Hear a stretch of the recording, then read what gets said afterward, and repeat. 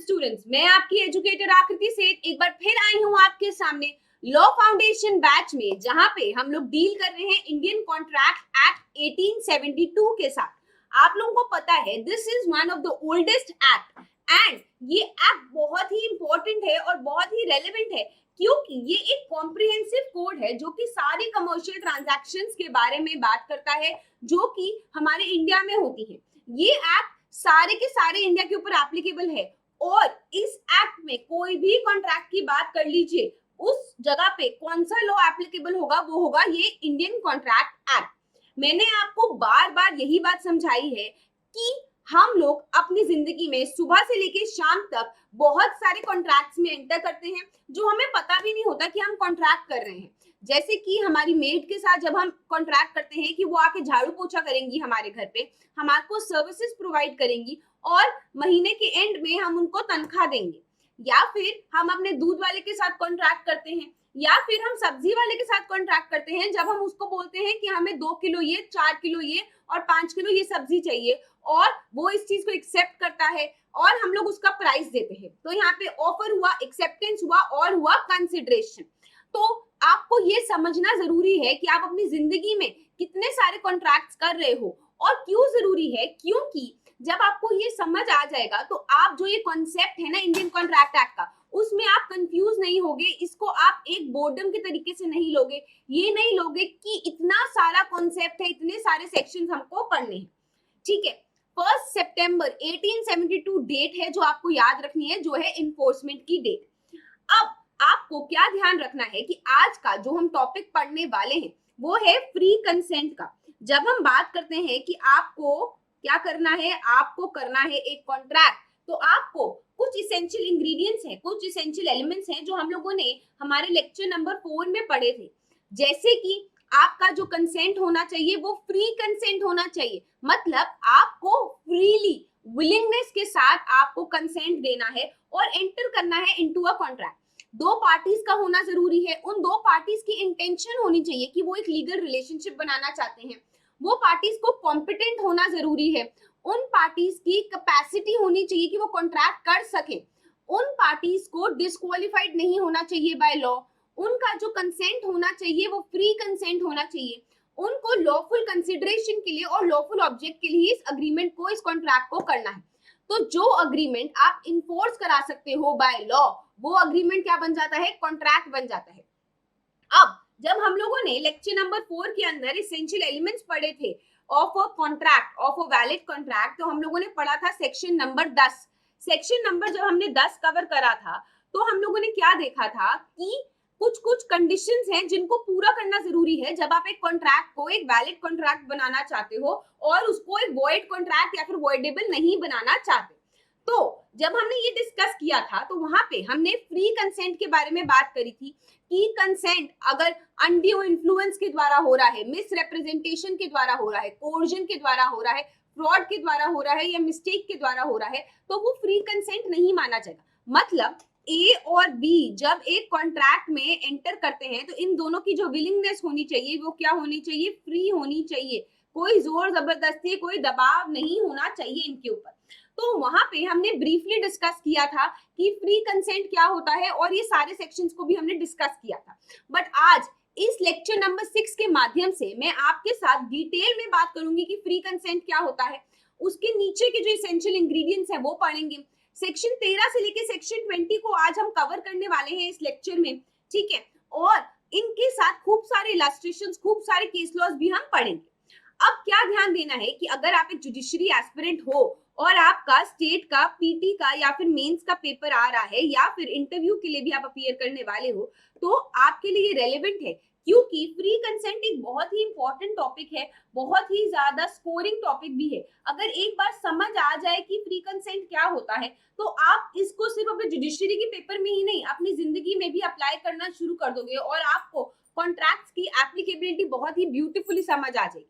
अगर आप एक क्लैट एस्पिरेंट हो या फिर आईलेट स्लैट कोई भी ऐसा पेपर देने वाले हो और आपका लीगल एप्टीट्यूड का पेपर होगा, तो आपको पता है कि वो बड़े बड़े जो पैसेजेस आते हैं ना आपके पेपर में, अगर उसके लिए आपको सारी terms and technologies, terms and terminologies के साथ आपको फेमिलियरिटी होगी तो आपको उनको सॉल्व करने में बहुत ही मजा आएगा और तकलीफ बिल्कुल नहीं होगी। अगर आप एक एलएलबी के स्टूडेंट हो और आपके सेमेस्टर एग्जाम में इस बार कॉन्ट्रैक्ट एक्ट है तो फ्री कंसेंट के ऊपर क्वेश्चन आना पक्का है। बहुत ही लंबा क्वेश्चन आता है, केस लॉज के साथ उसको ब्यूटीफुली एक्सप्लेन करके लिखोगे तो आपको नंबर पूरे मिलेंगे। तो आप सबके लिए बहुत रेलेवेंट है। अब हम समझते हैं कि आज के क्या टॉपिक्स होंगे। तो आज के हम टॉपिक्स में हम पढ़ने वाले हैं कि फ्री कंसेंट क्या होता है, उसकी डेफिनेशन क्या है।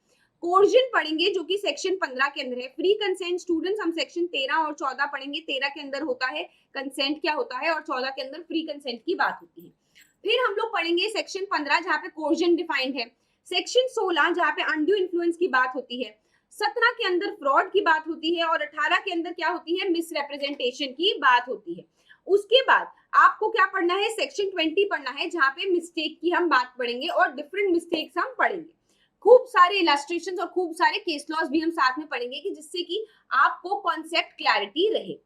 अब क्या ध्यान रखना है कि हम लोगों को हर एक क्लास में आगे बढ़ने से पहले करना है रिकैप। तो हम लोग करेंगे रिकैप और हम देखेंगे कि हमने पिछले लेक्चर में क्या पढ़ा है। तो जब हमें समझना है कि हमने पिछले लेक्चर में क्या पढ़ा, तो आपको अगर याद हो पिछले लेक्चर में हम लोगों ने बात करी थी कि इसेंशियल्स ऑफ कॉन्ट्रैक्ट क्या होते हैं। और इसेंशियल्स ऑफ कॉन्ट्रैक्ट जो कि हम लोगों ने पढ़ा था सेक्शन नंबर 10 के अंदर, उसके अंदर हमने क्या पढ़ा था कि एक इसेंशियल एलिमेंट होता है कैपेसिटी या फिर कॉम्पिटेंसी ऑफ कॉन्ट्रैक्ट। तो क्या पढ़ा हम लोगों ने ये पढ़ा कि कौन से ऐसे लोग हैं जो कि कैपेसिटी है जिनकी या फिर जो कॉम्पिटेंट है कि वो कॉन्ट्रैक्ट के अंदर एंटर कर सकते हैं। तो कौन है ऐसे लोग जो कि कॉन्ट्रैक्ट के अंदर एंटर नहीं कर सकते, माइनर कॉन्ट्रैक्ट के अंदर एंटर नहीं कर सकता, अनसाउंड माइंड का पर्सन कॉन्ट्रैक्ट के अंदर एंटर नहीं कर सकता, और कौन नहीं कर सकता, एक पर्सन जो कि डिस्क्वालिफाइड है बाय लॉ। तो आपने ये पढ़ा था पिछले सेशन में कि जो माइनर होता है उसके साथ जो कॉन्ट्रैक्ट होता है वो होता है वॉइड अब इनिशियो। वॉइड अब इनिशियो का क्या मतलब है, बेसिकली वो कॉन्ट्रैक्ट जो वॉइड है फ्रॉम द वेरी बिगनिंग। क्योंकि जो ये माइनर होता है, जो ये छोटा बच्चा होता है, ये इनकेपेबल होता है कि समझ सके एक रैशनल जजमेंट बना सके कि इसके साथ क्या हो रहा है और कौन से रैम्पिफिकेशंस होंगे, क्या रेपरकशंस होंगे इसके एक्ट के। तो एक वॉइड के एक माइनर के साथ अगर कोई भी अग्रीमेंट होता है तो वो वॉइड अब इनिशियो होता है। हमने मोहरी बीबी वर्सेस धर्मदास घोष का केस भी पढ़ा था डिटेल में, जहां पे हमने ये देखा कि एक माइनर के साथ कोई भी अगर कॉन्ट्रैक्ट करते हो तो वो क्या होता है, वॉइड अब इनिशियो होता है। दूसरी चीज आपको क्या देखनी है, आपने सेक्शन नंबर 68 भी पढ़ा था जहां पे हमने नेसेसरीज की बात करी थी कि एक माइनर के साथ या फिर अगर आप एक माइनर को नेसेसरीज प्रोवाइड कर रहे हो, उसके किसी इंटरेस्टेड पर्सन को नेसेसरीज प्रोवाइड कर रहे हो, तो फिर क्या होता है, अगर ऐसा कुछ हो रहा है तो आप रिकवर कर सकते हो उसकी प्रॉपर्टी से, उसकी स्टेट से उस नेसेसरीज का पैसा। अब नेसेसरीज क्या है ये हमें फैक्ट्स एंड सर्कमस्टांसेस के बेसिस पे देखने पड़ेंगे। रोटी कपड़ा मकान को तो नेसेसरीज माना ही गया है, बट किसी के लिए न्यूज़पेपर भी नेसेसरीज हो सकता है, एजुकेशन भी नेसेसरीज हो सकता है। हमने एक ऐसा केस भी पढ़ा था जहां पे आपने किसी को फैंसी ड्रेसेस प्रोवाइड करी, अब आप उसका पैसा क्लेम नहीं कर सकते क्योंकि उस बंदे के पास तो ऑलरेडी वॉक इन क्लोजेट था, उसके पास बहुत सारी ऑलरेडी कपड़े थे। तो क्या देखना है कि नेसेसरीज क्या है, ये जुडिशियल इंटरप्रिटेशंस के द्वारा आपको समझना है। अब आपको क्या देखना है कि अगर कोई बंदा अनसाउंड माइंड का है या फिर वो क्या है, ल्यूनेटिक है, या फिर वो इडियट है, या फिर वो ऐसा बंदा है जो ड्रंकन है, जिसकी कैपेबिलिटी नहीं है कि वो समझ सके, इनकेपेबल है to understand the nature of the act, तो वो बंदा भी इनकेपेबल है, उसके साथ भी कॉन्ट्रैक्ट वॉइड है। बट अगर कोई ऐसी सर्कमस्टेंसेस है कि जो अनसाउंड माइंड का पर्सन है ये कुछ टाइम के लिए साउंड माइंड का होता है, तब ये क्या कर सकता है, तब ये कॉन्ट्रैक्ट में एंटर कर सकता है और ये कॉन्ट्रैक्ट हमारा वैलिड कॉन्ट्रैक्ट माना जाएगा।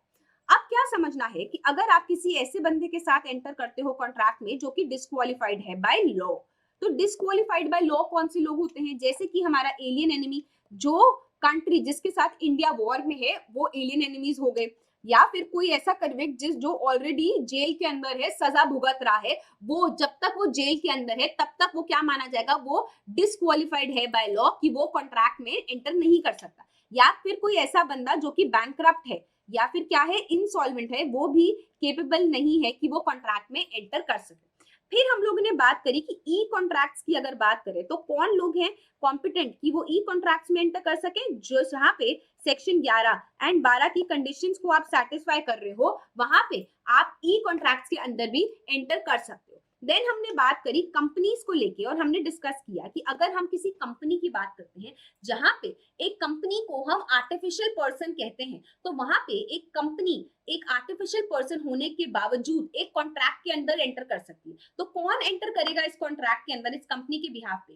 तो बोर्ड ऑफ रेजोल्यूशन के द्वारा, articles of association, memorandum of association के द्वारा आप एक बंदे को बनाते हो ऑथराइज्ड रिप्रेजेंटेटिव, एआर बनाते हो, जो कि कॉम्पिटेंट होता है कि वो कंपनी के लिए एंटर कर सके कॉन्ट्रैक्ट। फिर हमने बात किया कि अगर आप एक पावर ऑफ अटॉर्नी बनाते हो, पीओए बनाते हो या फिर एसपीए बनाते हो, स्पेशल पावर ऑफ अटॉर्नी बनाते हो, तब भी आप कॉम्पिटेंट होगे कि आप किसी और के बिहाफ पे कॉन्ट्रैक्ट्स में एंटर कर सको। कौन से कॉन्ट्रैक्ट्स? जो कि इस पावर ऑफ अटॉर्नी के अंदर लिखे हुए हैं या फिर एसपीए के अंदर लिखे हुए हैं। तो इस रीकैप को, इस सारी चीजों को जो कि हम लोगों ने लेक्चर नंबर 5 में ऑलरेडी पढ़ी थी, आपको मद्देनजर रखते हुए आगे बढ़ना है और समझना है कि कंसेंट क्या होता है, फ्री कंसेंट क्या होता है, undue influence, coercion, misrepresentation, fraud और मिस्टेक ऑफ लॉ या फिर मिस्टेक ऑफ फैक्ट क्या होता है और इनके सारे कॉन्ट्रैक्ट्स कैसे होते हैं। तो इसी को पढ़ने के लिए अब हम आगे बढ़ते हैं और देखते हैं कि आज के नए लेक्चर में हम लोग क्या क्या नई चीजें समझने वाले हैं। तो अब जब हमने रिकैप कर लिया है तो हमें क्या समझना जरूरी है कि सेक्शन 13 कहता क्या है। सेक्शन 13 कहता है कि कंसेंट क्या होता है। वो कहता है कि जब दो या फिर दो से ज्यादा लोग कंसेंट करते हैं, मतलब वो अग्री करते हैं सेम थिंग पे, सेम सेंस पे। अगर आपको याद हो हमारे पिछली लेक्चर्स, कंसेंसस एड ईडम, इसका क्या मतलब है? हमने दिखाया था यहाँ पे एक बंदा और ये दो बंदे, दूसरा बंदा, इन दोनों के जब दिमाग की तार मिलती है तो ये क्या जला? रोशन हुआ, उजाला, बल्ब जल गया। मतलब अगर ये दोनों सेम टाइम पे सेम चीज को समझेंगे, सेम सेंस में समझेंगे, मतलब क्या है? इनका हो रहा है मीटिंग ऑफ माइंड्स। और अगर इनका मीटिंग ऑफ माइंड्स हो रहा है तो मतलब है कि ये लोग अपना जो कंसेंट है वो फ्री कंसेंट दे रहे हैं, अपनी रजामंदी दे रहे हैं, they are agreeing upon the same thing in the same sense. तो कंसेंसस एड ईडम भी बहुत इंपॉर्टेंट है। इस टर्म को, इस लैटिन टर्म को अपने पेपर में जरूर लिख के आइएगा और ध्यान रखो कि कंसेंसस एड ईडम का क्या मतलब है। जब आप और मैं सेम बात को सेम सेंस में समझ रहे हैं, सेम टाइम के ऊपर, तो हम क्या कर रहे हैं? हम कर रहे हैं consensus ad idem, that is there is a meeting of mind. अब सेक्शन 14 क्या कहता है कि कंसेंट, फ्री कंसेंट नहीं होगा अगर उसके ऊपर कोर्जन हो रहा है, अनड्यू इन्फ्लुएंस हो रहा है, फ्रॉड हो रहा है, मिसरिप्रेजेंटेशन हो रहा है या फिर मिस्टेक हो रहा है। ठीक है, तो फ्री कंसेंट की जब हम बात करें, फ्री कंसेंट एक इसेंशियल रिक्वायरमेंट है, एक इसेंशियल एलिमेंट है हमारे वैलिड कॉन्ट्रैक्ट का, जो कि सेक्शन 10 के अंदर हम लोग पढ़ चुके हैं या फिर आप लोग अपने कॉलेजेस में भी पढ़ के आए हो। तो सेक्शन 10 कहता है कि इसेंशियल एलिमेंट्स क्या होते हैं एक वैलिड कॉन्ट्रैक्ट के, जिसमें से एक इसेंशियल एलिमेंट है कि फ्री कंसेंट होना जरूरी है। फ्री कंसेंट का क्या मतलब है? जब कंसेंट दिया जा रहा है तो उसको वॉलंटरली दिया जाना चाहिए और कुछ भी कोर्जन एग्जिस्ट नहीं करना चाहिए, अनड्यू इन्फ्लुएंस एग्जिस्ट नहीं करना चाहिए, फ्रॉड नहीं होना चाहिए, मिसरिप्रेजेंटेशन नहीं होना चाहिए और मिस्टेक नहीं होना चाहिए। फोर्स का या फिर कोर्जन आर सिनोनिम्स। ठीक है, मतलब फोर्स, जोर जबरदस्ती, दबाव नहीं होना चाहिए। अनड्यू इन्फ्लुएंस मतलब आप अपनी डोमिनेंट पोजीशन का, आप अपने फिड्यूशरी रिलेशनशिप का, जहां पे ट्रस्ट होता है एक दूसरे के ऊपर, उस रिलेशनशिप का आप फायदा उठा के उसको इन्फ्लुएंस नहीं कर रहे हो। फ्रॉड मतलब आप उसको इंटेंशनली डिसीव नहीं कर रहे हो किसी गलत चीज में। मिसरिप्रेजेंट मतलब आप ए हो और आप बी एक्ट कर रहे हो, जैसे कि आप एक आईएएस ऑफिसर होने की एक्टिंग कर रहे हो और सामने वाले बंदे को मजबूर करते हो कि वो आपको लोन दे पाए, तो आप क्या कर रहे हो? मिसरिप्रेजेंटेशन। या फिर मिस्टेक हो रहा है, जो कि मिस्टेक ऑफ फैक्ट भी हो सकता है, मिस्टेक ऑफ लॉ भी हो सकता है। तो क्या समझना है कि जब कंसेंट नहीं है तो इस फ्लो चार्ट को अपने दिमाग में बिठा लो, इसको, ये मोस्ट इंपॉर्टेंट है। सबसे पहले कोर्जन नहीं होना चाहिए, अनड्यू इन्फ्लुएंस नहीं होना चाहिए, मिसरिप्रेजेंटेशन नहीं होना चाहिए। मिसरिप्रेजेंटेशन की अगर हम बात करते हैं तो मिसरिप्रेजेंटेशन में क्या क्या आता है? अगर आप कोई चीज फ्रॉडुलेंटली करते हो, कोई चीज आप विलफुली करते हो, आप करते हो मेंस रिया के साथ, अगर आईपीसी पढ़ा है आप लोगों ने मेरे साथ ही या फिर अपने कॉलेज में भी पढ़ के आए हो, तो आपको पता है कि मेंस रिया क्या होता है? Guilty mind. गिल्टी माइंड के साथ अगर आप कोई चीज कर रहे हो, फ्रॉडुलेंटली एक्ट कर रहे हो, तो सेक्शन 17। और अगर आपका जो भी मिसरिप्रेजेंटेशन है वो इनोसेंट है, अनइंटेंशनल है, आपने इंटेंशन नहीं किया था, आपका गिल्टी माइंड नहीं था, बट कुछ मिसरिप्रेजेंट हो गया, तो सेक्शन 18 के अंदर आप गिल्टी हो गए।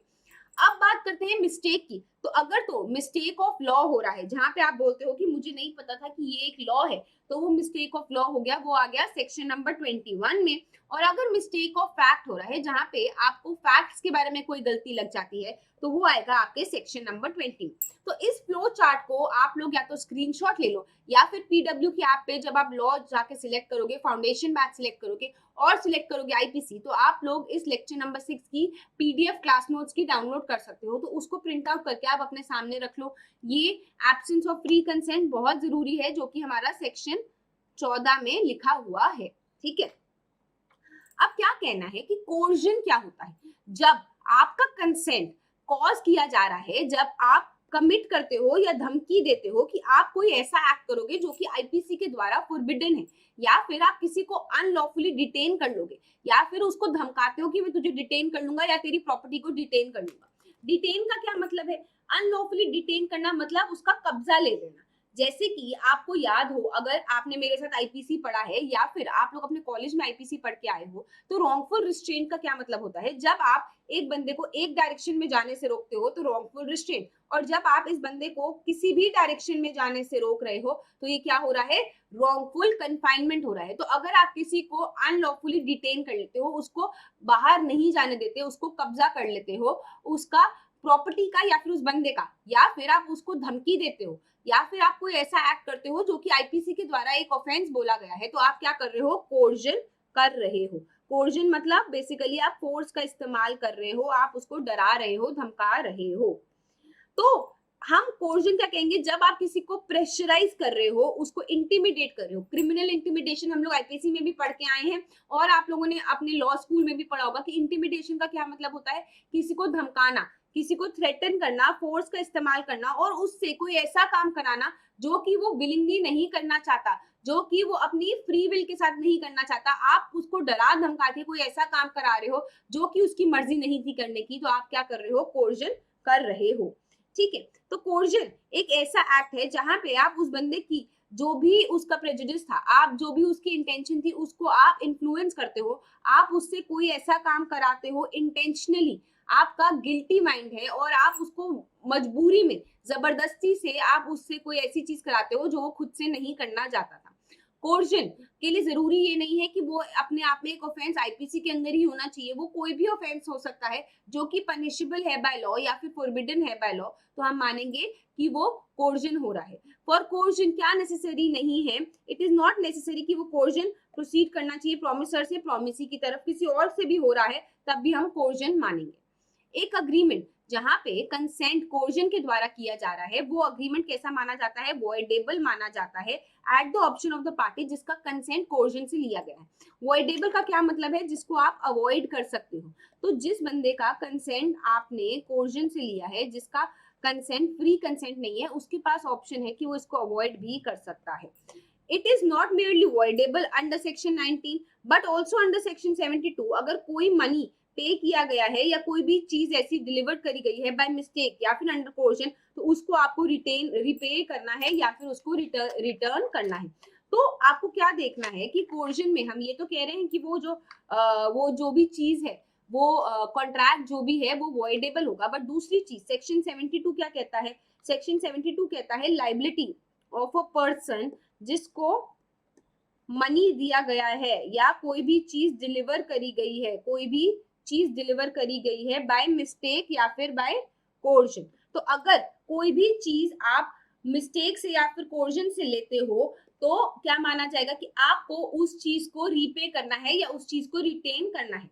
तो अब क्या समझना है कि जब हम पढ़ रहे हैं कोर्जन अंडर सेक्शन 15, तो आपको साथ में सेक्शन नंबर 72 को भी ध्यान रखना है, इसको आइसोलेशन में नहीं पढ़ना है। ठीक है, तो सेक्शन 72 को भी ध्यान रखना है। 72 में बेसिकली अगर ए ने बी से क्या लिया? धमका के, कोर्जन करके उससे एक वॉच ले ली है, वॉच डिलीवर करा दी है, तो अंडर सेक्शन 72 उसको ये वॉच रिटर्न करनी पड़ेगी, रिटर्न करनी पड़ेगी अगर जो कंसेंट था वो फ्री कंसेंट नहीं था। अब क्या समझना है कि कोर्जन बहुत सारे तरीके से एम्प्लॉय किया जा सकता है, बहुत सारे प्रकार का हो सकता है। जैसे कि हम केस लॉस के साथ समझते हैं कि कौन से तरीके से हो सकता है। अब क्या समझना है? रंगकयम्मा वर्सेस अलवर सेट्टी का केस। क्या है, जो हस्बैंड की डेड बॉडी थी उनको रिमूव नहीं करा जा रहा था घर से कि वो क्रिमेट कर सके उनकी बॉडी को, अनटिल अनलेस वो जो है विडो जो थी वो एक लड़के को अडॉप्ट करे। तो क्या बोला गया कि ये जो अडॉप्शन है ये अपने आप में फ्री कंसेंट से नहीं हुई है, यहाँ पे ये बाइंडिंग नहीं मानी जाएगी इस विडो के ऊपर, क्योंकि जो इनका कंडक्ट है, जो लोगों का रिलेटिव्स का कंडक्ट था वो क्या था, वो ऐसा था कि उन्होंने डराया धमकाया कि हम तुम्हारे हस्बैंड की बॉडी को क्रिमेट नहीं करने देंगे, और इसी के कारण उसने अपना कंसेंट दिया कि उसने उस लड़के को अडॉप्ट कर लिया। तो क्या माना गया कि ये फ्री कंसेंट नहीं है, ये कंसेंट कोर्जन के द्वारा अडॉप्ट किया गया है, कोर्जन के द्वारा दिया गया है। तो अब क्या समझना है, दूसरा केस लॉ जहां पे चिक्कम अमीराजी वर्सेस चिक्कम सी शर्मा, क्या माना गया कि अगर आप सुसाइड करने की धमकी देते हो, किसी को बोला कि अगर तुमने मेरे को ए ने बी को बोला I will commit suicide,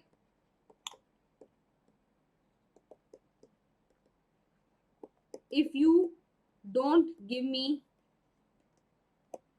your car, तो ये कंसेंट है क्या, ये फ्री कंसेंट नहीं है। यहाँ पे आपने उसको थ्रेटन किया है, डराया है, धमकाया है कि आप सुसाइड कर लोगे। सुसाइड करना अपने आप में, attempt to suicide is a punishable offence under the IPC. तो अगर आप उसको डराते हो, धमकाते हो कि अगर तूने ये नहीं किया ना तो मैं सुसाइड कर लूंगा, तो आप क्या कर रहे हो, आप उसके फ्री कंसेंट नहीं ले रहे हो, आप उसके कंसेंट को कोर्जन के द्वारा ले रहे हो, आप उसके कंसेंट को मॉडिफाई कर रहे हो डरा धमका के। तो बेसिकली अगर एक थ्रेट होता है एक हस्बैंड के द्वारा कि उसका जो वाइफ है और उसका जो सन है वो कोई बॉन्ड को या कोई प्रॉपर्टी को एग्जीक्यूट करे उसके फेवर में या फिर उसके ब्रदर के फेवर में, तो क्या माना जाएगा कि यहाँ पे कंसेंट फ्री कंसेंट नहीं है और ये कंसेंट कोर्जन के द्वारा दिया गया है। तो बेसिकली जब आप किसी को धमकाते हो कि आप उसके अगेंस्ट एक क्रिमिनल प्रोसिक्यूशन कर लोगे, तो ये अपने आप में कोर्जन नहीं माना जाएगा। जैसे कि अगर आपने कोई क्रिमिनल ऑफेंस किया और मैंने आपको बोला कि अब मैं तुम्हारे अगेंस्ट केस फाइल कर दूंगी, तो ये कोर्जन नहीं माना जाएगा, क्योंकि क्रिमिनल प्रोसिक्यूशन करना एक एक्ट नहीं है जो कि आईपीसी के द्वारा फॉरबिडन है। तो बेसिकली आपको ऐसा कुछ चीज करना है, जैसे कि अगर आप किसी को धमकाते हो कि अगर तुमने मुझे 10 लाख रुपए नहीं दिए तो मैं तुम्हें झूठे केस में फंसा दूंगा, तो वो अपने आप में क्या है, वो अपने आप में कोर्जन माना जाएगा। तो बेसिकली क्या माना जाएगा कि अगर आप उसको कोई भी ऐसी चीज करते हो, कोई भी ऐसी चीज की धमकी देते हो जिससे कि वो अपना कंसेंट जो है वो आपको दे दे, और वो कंसेंट फ्री कंसेंट नहीं है, वो जोर जबरदस्ती के कारण दे रहा है, तो वो क्या माना जाएगा, वो माना जाएगा कोर्जन, वो माना जाएगा कि वो फ्री कंसेंट नहीं है। जैसे कि अगर आप धमकी देते हो कि आप स्ट्राइक करोगे या फिर स्टैट्यूटरी कंपल्शन के अंदर कोई काम करोगे, तो वो अपने आप में कोर्जन नहीं माना जाएगा, क्योंकि आपके पास राइट है कि आप स्ट्राइक कर सकते हो अगर आप वो स्ट्राइक पीसफुल तरीके से कर रहे हो और वायलेंस नहीं कर रहे हो। अब क्या समझना है, जब हमने कोर्जन समझ लिया तो अब हमें समझना है कि अनड्यू इन्फ्लुएंस क्या होता है। जब आप किसी के ऊपर अपना कंट्रोल एक्सरसाइज करते हो, डोमिनियन एक्सरसाइज करते हो, तो बेसिकली अगर आपका कोई फिड्यूशियरी रिलेशनशिप है, ऐसा रिलेशनशिप है, अच्छा फिड्यूशियरी रिलेशनशिप में वर्ड लिख देती हूँ यहाँ आप लोगों के लिए। फिड्यूशियरी रिलेशनशिप है ऐसा रिलेशनशिप है जहाँ पे क्या है, ट्रस्ट है, आपस में दोनों लोगों के बीच में ट्रस्ट है और आप इस ट्रस्ट का फायदा उठाते हो। जैसे कि स्टूडेंट और टीचर का रिलेशन, मास्टर और एजेंट का रिलेशन, इवन डॉक्टर और पेशेंट का रिलेशन। तो जहां पे आपका आपसी में रिलेशनशिप पे ट्रस्ट है, विश्वास है, और अगर आप इस विश्वास का विश्वासघात करते हो, आप इस ट्रस्ट का फायदा उठाते हो, जहां पे आपके पास राइट था कि आप अपना जो भी पोजीशन है, अपना जो भी डोमिनेंस है, आप उसको एक्सरसाइज कर सकते थे, अपना कंट्रोल को एक्सरसाइज कर सकते थे, और आप उस चीज का फायदा उठा के उस बंदे से कोई ऐसी चीज कराते हो, एक अनकॉन्शियबल बार्गेन कराते हो, 10 करोड़ की चीज 10 लाख रुपए में ले लेते हो, तो क्या माना जाएगा कि यहाँ पे अनड्यू इन्फ्लुएंस था। अगर आप एक तरीके का आप मान सकते हो कि एक तरीके का आप उसके साथ फ्रॉड कर रहे हो, आप उसके दिमाग के साथ खेल रहे हो, आप क्या कर रहे हो, आपका जो भी हेर फेर है आप उसके दिमाग के साथ खेल रहे हो। तो जैसे अगर आप ये इमेज देखें, यहाँ पे ये बंदा जो है, ये बंदा इन लोगों को नचा रहा है, क्योंकि इसका क्या है, कंट्रोल है इनके ऊपर, इसका डोमिनियन है, और अगर इसका फायदा उठा के आप इन लोगों को रॉन्गफुल लॉस कॉज करते हो, खुद को रॉन्गफुल गेन करते हो, तो आप क्या कर रहे हो, अनड्यू इन्फ्लुएंस कर रहे हो। अनड्यू इन्फ्लुएंस में क्या जरूरी है कि अगर आप अनड्यू इन्फ्लुएंस कर रहे हो, जब आप एक्सेसिव प्रेशर डालते हो उनके ऊपर, किस तरीके से तो क्या माना जाएगा, उनकी फ्री विल के ऊपर आप एक्सेसिव प्रेशर मानते हो तो आप माना जाएगा कि आप क्या कर रहे हो, आप कर रहे हो अनड्यू इन्फ्लुएंस। एग्जाम्पल के तरीके से अगर आप किसी बंदे को फोर्स करते हो कि वो कोई भी एक चीज करे जो कि वो नहीं करना चाहता था नॉर्मल तरीके से, तो आप क्या कर रहे हो, अनड्यू इन्फ्लुएंस कर रहे हो। ये कब होता है, जब आपकी पोजीशन है पावर की, आपकी पोजीशन है इस तरीके की जहां पे आप उसको कंट्रोल कर सकते हो। स्पेशली मानिए कि अगर कोई बंदा विल लिख रहा है और आप उसको विल लिखने में अनड्यू इन्फ्लुएंस कॉज कर रहे हो, उसकी जो सारी प्रॉपर्टी है अपने नाम लिखवा रहे हो, आप कोई ऐसा स्पेसिफिक प्रोविजन लिखवा रहे हो जहां पे वो बंदा अपनी प्रॉपर्टी को आपके नाम कर दे, तो वो क्या कर रहे हो, आप अनड्यू इन्फ्लुएंस कॉज कर रहे हो। अब क्या समझना है कि अनड्यू इन्फ्लुएंस के एसेंशियल एलिमेंट्स क्या है, एसेंशियल इंग्रेडिएंट्स क्या है। तो सबसे पहले आपको ये देखना है कि इन दो लोगों के बीच में ऐसा रिलेशनशिप होना चाहिए था जहां पे एक बंदा दूसरे की विल को डोमिनेट कर पाएगा, एक बंदा दूसरे की रजामंदी को डोमिनेट कर पाएगा, दूसरे बंदे को कंट्रोल कर पाएगा। अब आपने इस डोमिनेंट पोजीशन का, आपने इस हायर पोजीशन का अनफेयर एडवांटेज लिया और खुद को किया रॉन्गफुल गेन, और सामने वाले को क्या किया, रॉन्गफुल लॉस किया, तो आपने किया अनड्यू इन्फ्लुएंस। अब जब ये दोनों की दोनों पोजीशंस को, ये दोनों के दोनों एलिमेंट्स को आपने स्टैब्लिश कर लिया, उसके बाद क्या देखना है कि कुछ प्रिजम्पशंस होती हैं जो एग्जिस्ट करती हैं, कि जैसे कि आपकी अगर डोमिनेंट पोजीशन थी तो आपने उस डोमिनेंट पोजीशन का मिसयूज किया, आपने अपनी कंट्रोल, अपनी डोमिनियन का आपने गलत फायदा उठाया और आपने अपने आप को अनफेयर एडवांटेज की, तो आपने क्या किया है, अनड्यू इन्फ्लुएंस किया है। अब प्रिजम्पशन क्या है, प्रिजम्पशन है रिगार्डिंग द यूजेस, जहां पे डोमिनेशन ऑलरेडी एग्जिस्ट, जहां पे ट्रांजैक्शन अपने आप prima facie on the face of it ऐसी दिखती है कि ये एक अनकॉन्शनेबल बार्गेन है। एग्जाम्पल के तरीके से अगर ए ने, जो कि टीचर है, अपने स्टूडेंट से बाय किया 10 करोड़ का हाउस फॉर 10 लाख रुपीज, तो ये on the face of it क्या दिख रहा है कि जो ए, जो टीचर है, अपने स्टूडेंट से क्या कर रहा है, अनड्यू इन्फ्लुएंस करके उसने ये डॉक्यूमेंट साइन करा लिए हैं, और यहाँ पे जो कंसेंट है वो फ्री कंसेंट नहीं मानी जाएगी। तो बेसिकली अगर अनकॉन्शिनेबल है, कोई बंदा अपनी 10 करोड़ रुपए की चीज 10 लाख रुपए में क्यों बेचेगा, कोई तो अनड्यू इन्फ्लुएंस होगा ना, कोई तो लोचा किया होगा किसी ने। तो अगर वो transaction on the face of it नजर आ रही है कि ऐसा कुछ गड़बड़ हुई है, तो हम क्या मानेंगे, हम ये मानेंगे कि यहाँ पे अनड्यू इन्फ्लुएंस एक्सरसाइज किया गया है, स्पेशली जब उस टीचर की डोमिनियन थी अपने स्टूडेंट के ऊपर, कंट्रोल था अपने स्टूडेंट के ऊपर। तो अब क्या समझना है, जब अनरीजनेबल बार्गेन आपको दिखाई दे रही है, आपको दिख रहा है कि कोई बंदा ऐसा कुछ कर रहा है जहां पे नॉर्मल सर्कमस्टेंसेस में कोई ऐसा नहीं करता, तो हम क्या बोलेंगे कि अनरीजनेबल बार्गेन हो रही है, और यहाँ पे प्रिजम्पशन होगी कि अनड्यू इन्फ्लुएंस को एक्सरसाइज किया गया है। तो अगर अनरीजनेबल बार्गेन की जा रही है बाय अ सेन मैन, जो कि अक्लमंद इंसान है, अनसाउंड नहीं है, तो ये अपने आप में क्या नहीं माना जाएगा, ये अपने आप में डिल्यूजन नहीं मानोगे, और कोई भी ऑनेस्ट बंदा जो है वो किसी को अलाउ नहीं करेगा कि कोई बंदा उसकी अनफेयर एडवांटेज ले सके। अगर ऐसी चीज होगी तो डोमिनेंट पार्टी जो होगी, जैसे कि हमारा टीचर हमारे एग्जाम्पल में, उसको रिबट करना होगा कि कोई भी अनड्यू इन्फ्लुएंस एक्सरसाइज नहीं किया गया है। तो हर एक ट्रांजैक्शन को आपको देखना होगा कि क्या इस ट्रांजैक्शन में किसी को डिसएडवांटेज हुई है, अगर डिसएडवांटेज हुई है तो क्या यहाँ पे अनड्यू इन्फ्लुएंस को एक्सरसाइज किया गया है या नहीं किया गया, ये आपको देखना जरूरी होगा। तो अगर एक कॉन्ट्रैक्ट है जहां पे एडवांटेज हो रही है to one party, but the same has been made it in the ordinary course of business, जहां पे हो सकता है कि जो टीचर है इसने अपने स्टूडेंट की प्रॉपर्टी तो ली, बट वो स्टूडेंट को क्या करना था, स्टूडेंट को इंडिया छोड़ के जाना था, मजबूरी में था, उसको 10 लाख रुपए की बहुत जरूरत थी, तो यहाँ पे आप प्रिजम्पशन ऑफ अनड्यू इन्फ्लुएंस को रेज नहीं करोगे। जहाँ पे क्या हुआ है, in ordinary course of business वो एडवांटेज ली गई है, वो ट्रांजैक्शन करी गई है, और वहां पे कोई भी अनड्यू इन्फ्लुएंस नहीं है।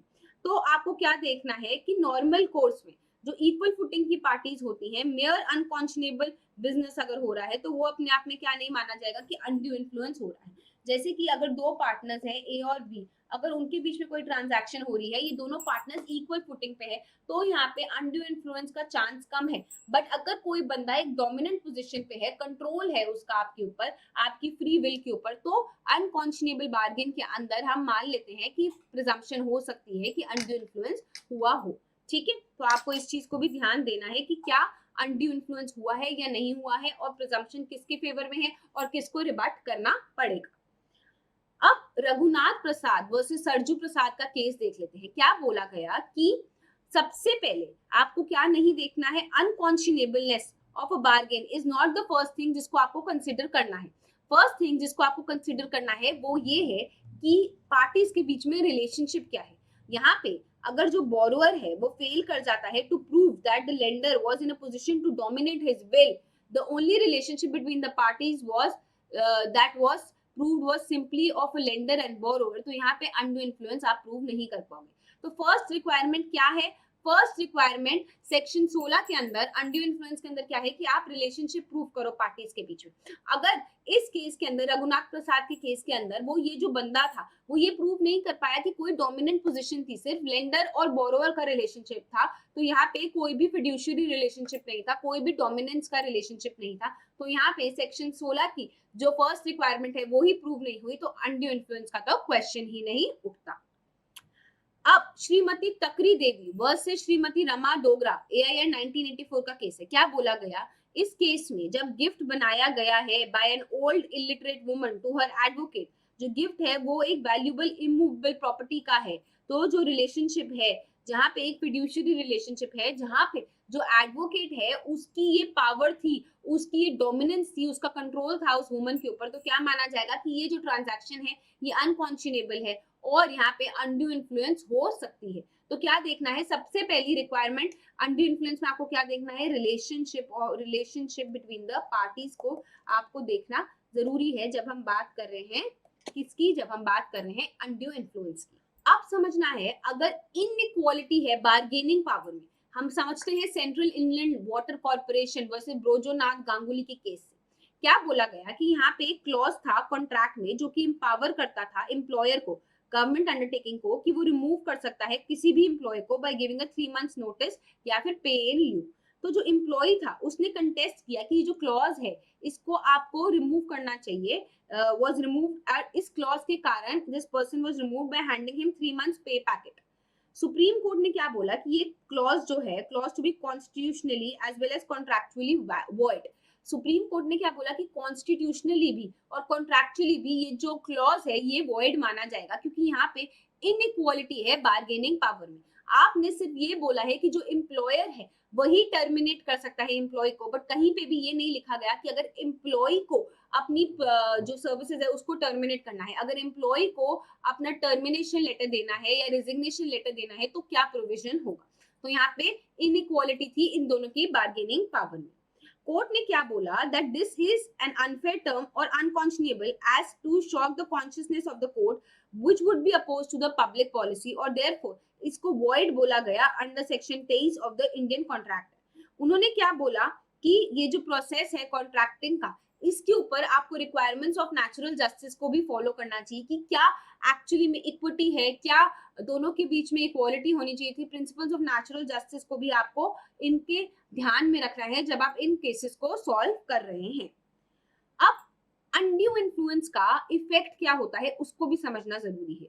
तो सेक्शन 19A क्या बोलता है कि ऐसा कोई भी कॉन्ट्रैक्ट है अगर, तो उसको हम वॉइडेबल मानेंगे, मतलब it can be avoided by the person, avoided by victim, जो भी अग्रीव पर्सन है। तो क्या बोला गया कि जिस भी पार्टी का कंसेंट, फ्री कंसेंट नहीं है, उस पार्टी के पास एक प्रोविजन है कि वो इंटाइटल्ड है कि वो अवॉइड कर सकती है इस कॉन्ट्रैक्ट को, और अगर उनको कोई ऑलरेडी बेनिफिट मिल चुका है तो उनको इस बेनिफिट को भी वापस करना पड़ेगा, इस कॉन्ट्रैक्ट को वो अवॉइड कर सकती है। ऑब्जेक्ट क्या है कि आपको ये अरेंजमेंट मिलना चाहिए कि आपको रिसेशन करना चाहिए, आप कॉन्ट्रैक्ट को कैंसिल कर सकते हैं और आपको इक्विटी करनी है, equity, natural justice and fairness रखनी है अपने कॉन्ट्रैक्ट्स के अंदर। तो सेक्शन 19A क्या कहता है, सेक्शन 19A ये कहता है कि अगर कोई भी कॉन्ट्रैक्ट अनड्यू इन्फ्लुएंस के द्वारा किया गया है तो आपके पास पावर है कि आप इसको सेट असाइड कर सकते हो, आप इसको अवॉइड कर सकते हो, और ये पावर किसके पास है, विक्टिम के पास है, अग्रीव पार्टी के पास है। अब हमें क्या करना है, हमें कोर्जन और अनड्यू इन्फ्लुएंस के बीच में करने हैं डिफरेंसेस। तो कोर्जन और अनड्यू इन्फ्लुएंस के बीच में जब हम डिफरेंस करेंगे तो कोर्जन दिया गया है सेक्शन 15 में और अनड्यू इन्फ्लुएंस दिया गया है सेक्शन 16 में। सबसे पहला डिफरेंस, कोर्जन का क्या मतलब होता है, जब आप कोर्जन करते हो, आप उस बंदे को फोर्स करते हो, थ्रेटन करते हो कि वो अपना कंसेंट दे बाय थ्रेट या फिर बाय फोर्स। अनड्यू इन्फ्लुएंस में आप इम्प्रॉपर इस्तेमाल करते हो अपनी पावर का। आप क्या कर रहे हो, आप अपनी डोमिनेंस का, अपने कंट्रोल का इम्प्रॉपर इस्तेमाल करते हो, डोमिनेंस का, डोमिनियन का या फिर कंट्रोल का, और आप उस बंदे की विल को इन्फ्लुएंस करते हो। एग्जाम्पल, एक्स ने थ्रेटन किया वाई को with a gun to enter into an agreement with Z. तो उसको थ्रेटन किया, धमकी दी कि अगर तू जेड के साथ अग्रीमेंट में नहीं हुआ तो मैं तुझे जान से मार दूंगा। तो यहाँ पे कोर्जन हो रहा है, फोर्स का इस्तेमाल हो रहा है। एग्जाम्पल अंडू इन्फ्लुएंस का, A is a policeman who stops B who was driving a seat belt and A was a political person, so he managed the police। तो बेसिकली जब आप अपनी पोजीशन का, आप अगर आप एक बंदे हो जो कि सीट बेल्ट के बिना गाड़ी चला रहे हो, driving without a seat belt, और आपने पॉलिटिकल बंदे हो इसीलिए आपने पुलिस को मैनेज कर लिया और पुलिस ने आपको कुछ नहीं किया, तो आपने क्या किया है, आपने अपनी पोजीशन का मिसयूज किया है, अनफेयर एडवांटेज कॉज किया है। तो आपने अपनी डोमिनियन का, अपने कंट्रोल का उस पुलिस वाले के ऊपर अनड्यू इन्फ्लुएंस किया है। अब क्या समझना है कि अगर एक अग्रीमेंट एंटर कर रहे हो ड्यू टू कोर्जन, तो आपको is violated at the option of one party. तो बेसिकली आप उसको अवॉइड कर सकते हो, किसके द्वारा, अग्रीव पार्टी के द्वारा। और अगर आप एक कॉन्ट्रैक्ट में एंटर कर रहे हो थ्रू अनड्यू इन्फ्लुएंस, वो भी कॉन्ट्रैक्ट वॉइडेबल है at the option of the aggrieved party. Coercion में जरूरी नहीं है कि पार्टीज के बीच में कोई रिलेशनशिप एग्जिस्ट करे या फिर ना करे, बट अनड्यू इन्फ्लुएंस के केस के अंदर पार्टीज का रिलेशनशिप सबसे ज्यादा जरूरी बन जाता है, क्योंकि इस रिलेशनशिप के कारण ही तो आप कंट्रोल और डोमिनेंट को एक्सरसाइज कर रहे हो और सामने वाले के अंदर अनफेयर अनड्यू इन्फ्लुएंस एक्सरसाइज कर रहे हो उसके कंसेंट के ऊपर और अनफेयर एडवांटेज ले रहे हो। कोर्जन में there exist use of physical force, but undue influence में आप मेंटल फोर्स इस्तेमाल कर रहे हो, मेंटल प्रेशर या फिर मॉरल प्रेशर का इस्तेमाल कर रहे हो, फिजिकल प्रेशर का इस्तेमाल नहीं कर रहे हो। तो ये डिफरेंस बहुत इंपॉर्टेंट है आपके पेपर के पॉइंट ऑफ व्यू से भी, तो इसको अच्छे से पढ़ना है आपको, ठीक है। अब जब हमने कोर्जन पढ़ लिया, हमने पढ़ लिया अनड्यू इन्फ्लुएंस, सेक्शन 15 पढ़ लिया, सेक्शन 16 पढ़ लिया, सेक्शन 19A पढ़ लिया। अब क्या पढ़ना है कि सेक्शन 17 के अंदर फ्रॉड क्या दिया गया है। अगर आप इंटेंशनली मिसरिप्रेजेंटेशन कर रहे हो तो आप क्या कर रहे हो, फ्रॉड कर रहे हो। इंटेंशनल है मतलब आपका मेंस रिया है, जो कि हम लोगों ने आईपीसी में भी पढ़ा है, वो क्या होता है, गिल्टी माइंड। तो बेसिकली अगर आप लोग कोई चीज गिल्टी माइंड की, खुराफाती माइंड के साथ कर रहे हो, तो आप कर रहे हो इंटेंशनल मिसरिप्रेजेंटेशन। और वो क्या होता है, इंटेंशनली कोई ऐसा एक्ट कर रहे हो कि सामने वाले को डिसीव कर रहे हो, धोखा दे रहे हो, तो आप क्या कर रहे हो, आप कर रहे हो फ्रॉड। तो यहाँ पे क्या एसेंस है कि इंटेंशनल डिसेप्शन बहुत जरूरी है। अब फ्रॉड या फिर डिसेप्शन अपने आप में एक टॉट भी है, ठीक है, जिसमें एक्शन लाई करता है टॉट लॉ के अंदर भी, जहां पे डैमेजेस दिया जाता है। फ्रॉड को सेक्शन 17 के अंदर दिया गया है और उसमें क्या बोला गया है कि अगर आपकी इंटेंशन है कि आप सामने वाले को डिसीव करना चाहते हो, उसको इंड्यूस करना चाहते हो कि वो आपके साथ कॉन्ट्रैक्ट में करे एंटर, तो आप क्या कर रहे हो, बेसिकली उसको धोखा दे रहे हो, और धोखा देके आप उसके साथ कॉन्ट्रैक्ट में एंटर कर रहे हो, तो आप क्या कर रहे हो, फ्रॉड कर रहे हो। क्या समझना है यहाँ पे, जैसे कि इस इमेज में अगर आप देख सकते हो, इस इमेज में ये बंदा कंफ्यूज हो रहा है, दिस पर्सन इज कंफ्यूज कि इसके साथ क्या हुआ, और इस बंदे ने इंटेंशनली इसके साथ फ्रॉड कर दिया और इसके क्रेडिट कार्ड की डिटेल्स ले ली। तो इसको क्या किया है, डिसीव किया है, डिसेप्शन को एक्सरसाइज किया। ओके, तो अगर आप फ्रॉड कर रहे हो तो आप क्या कर रहे हो, कोई भी ऐसी चीज को सजेस्ट कर रहे हो या फिर एक्टिवली किसी चीज को कंसील कर रहे हो, छुपा रहे हो, कोई एक प्रॉमिस कर रहे हो जब आपकी इंटेंशन नहीं है उसको परफॉर्म करने की, या फिर any other act fitted to deceive, basically कोई भी ऐसा एक्ट जहां पे आप कोई भी ऐसी चीज कर रहे हो, सामने वाले को धोखा दे रहे हो और उससे कॉन्ट्रैक्ट में एंटर करा रहे हो, या फिर कोई भी ऐसा लॉ जो कि किसी चीज को डिक्लेयर करता है कि ये फ्रॉडुलेंट हो रहा है, तो all these acts amount to fraud। तो अब क्या आप बोल सकते हो कि क्या साइलेंस रहना, चुप रहना अपने आप में फ्रॉड है? तो mere silence is no fraud, ये भी आपको समझना जरूरी है। और ये चीज कहाँ लिखी गई है, एक्सप्लेनेशन में लिखी गई है ऑफ सेक्शन 17 कि साइलेंस होना, चुप रहना अपने आप में फ्रॉड नहीं माना जाएगा। और ये जो हमने पॉइंट्स करे हैं स्टूडेंट्स, ये पॉइंट्स भी हमारे सेक्शन नंबर 17 के अंदर से ही हमने लिए हैं कि सेक्शन 17 क्या बोलता है कि अगर आप इनमें से कोई भी प्रकार की चीज कर रहे हो तो आप क्या कर रहे हो, आप कर रहे हो फ्रॉड। ठीक है, तो क्या समझना है कि ऑर्डिनरी सर्कमस्टांसेस में साइलेंस रहने का मतलब फ्रॉड नहीं होता, even if it results into concealing some facts. तो अपने आप में mere silence is no fraud, but क्या देखा जाएगा कि अगर आप चुप रह रहे हो और आप किसी फैक्ट को छुपा रहे हो जो कि सामने वाले की विलिंगनेस को इफेक्ट कर रहा है, तो वो भी अपने आप पे फ्रॉड नहीं माना जाएगा। अगर जो कॉन्ट्रैक्टिंग पार्टी है वो ऑब्लाइज नहीं थी कि वो डिस्क्लोज करे हर एक चीज उस बंदे को, तो क्या माना जाएगा कि वो फ्रॉड नहीं है। In case of sale of goods the rule is caveat emptor, that is अगर कोई चीज को आप बेच रहे हो तो रूल ये माना जाता है कि केविएट एम्प्टर, दैट इज जो बायर है, जो खरीदने वाला इंसान है, उसको खुद से ध्यान रखना चाहिए। अब पढ़ते हैं श्री कृष्णा वर्सेस कुरुक्षेत्र यूनिवर्सिटी का केस। जो कैंडिडेट है उसको पूरी नॉलेज थी of the fact that he was short of attendance, did not mention this fact in his examination form, this was held to be no fraud. उसने क्या किया था, साइलेंस रखा था और कंसील किया था एक फैक्ट। ठीक है, this was held to be no fraud, it being the duty of the university to scrutinize the forms and to call for the verification of information in case of doubt. University ने अपनी duty को fail किया and it was stopped from cancelling the examination of the candidate. तो जहां पे अब हमने पढ़ा कि साइलेंस रहना अपने आप में फ्रॉड नहीं माना जाएगा, बट क्या पढ़ना है कि कई सर्कमस्टेंसेस ऐसे होते हैं जहां पे चुप रहना अपने आप में फ्रॉड माना जाएगा। तो एक्सप्लेनेशन ये वाली सिचुएशंस को भी बताती है कि जहां पे आपकी ड्यूटी है कि आपको बोलना था, आपकी ड्यूटी है कि आपको कोई बात बतानी थी और आप चुप रहे, तो उसको हम फ्रॉड मानेंगे। तो जहां पे कॉन्ट्रैक्टिंग पार्टी है उसको ट्रस्ट और कॉन्फिडेंस रिपोज करना था, उसकी ड्यूटी बनती थी कि वो सामने वाले को ये चीज बताए, बट उसने ड्यूटी टू स्पीक को फॉलो नहीं किया और वो चुप रहा, तो यहाँ पे इसको फ्रॉड माना जाएगा।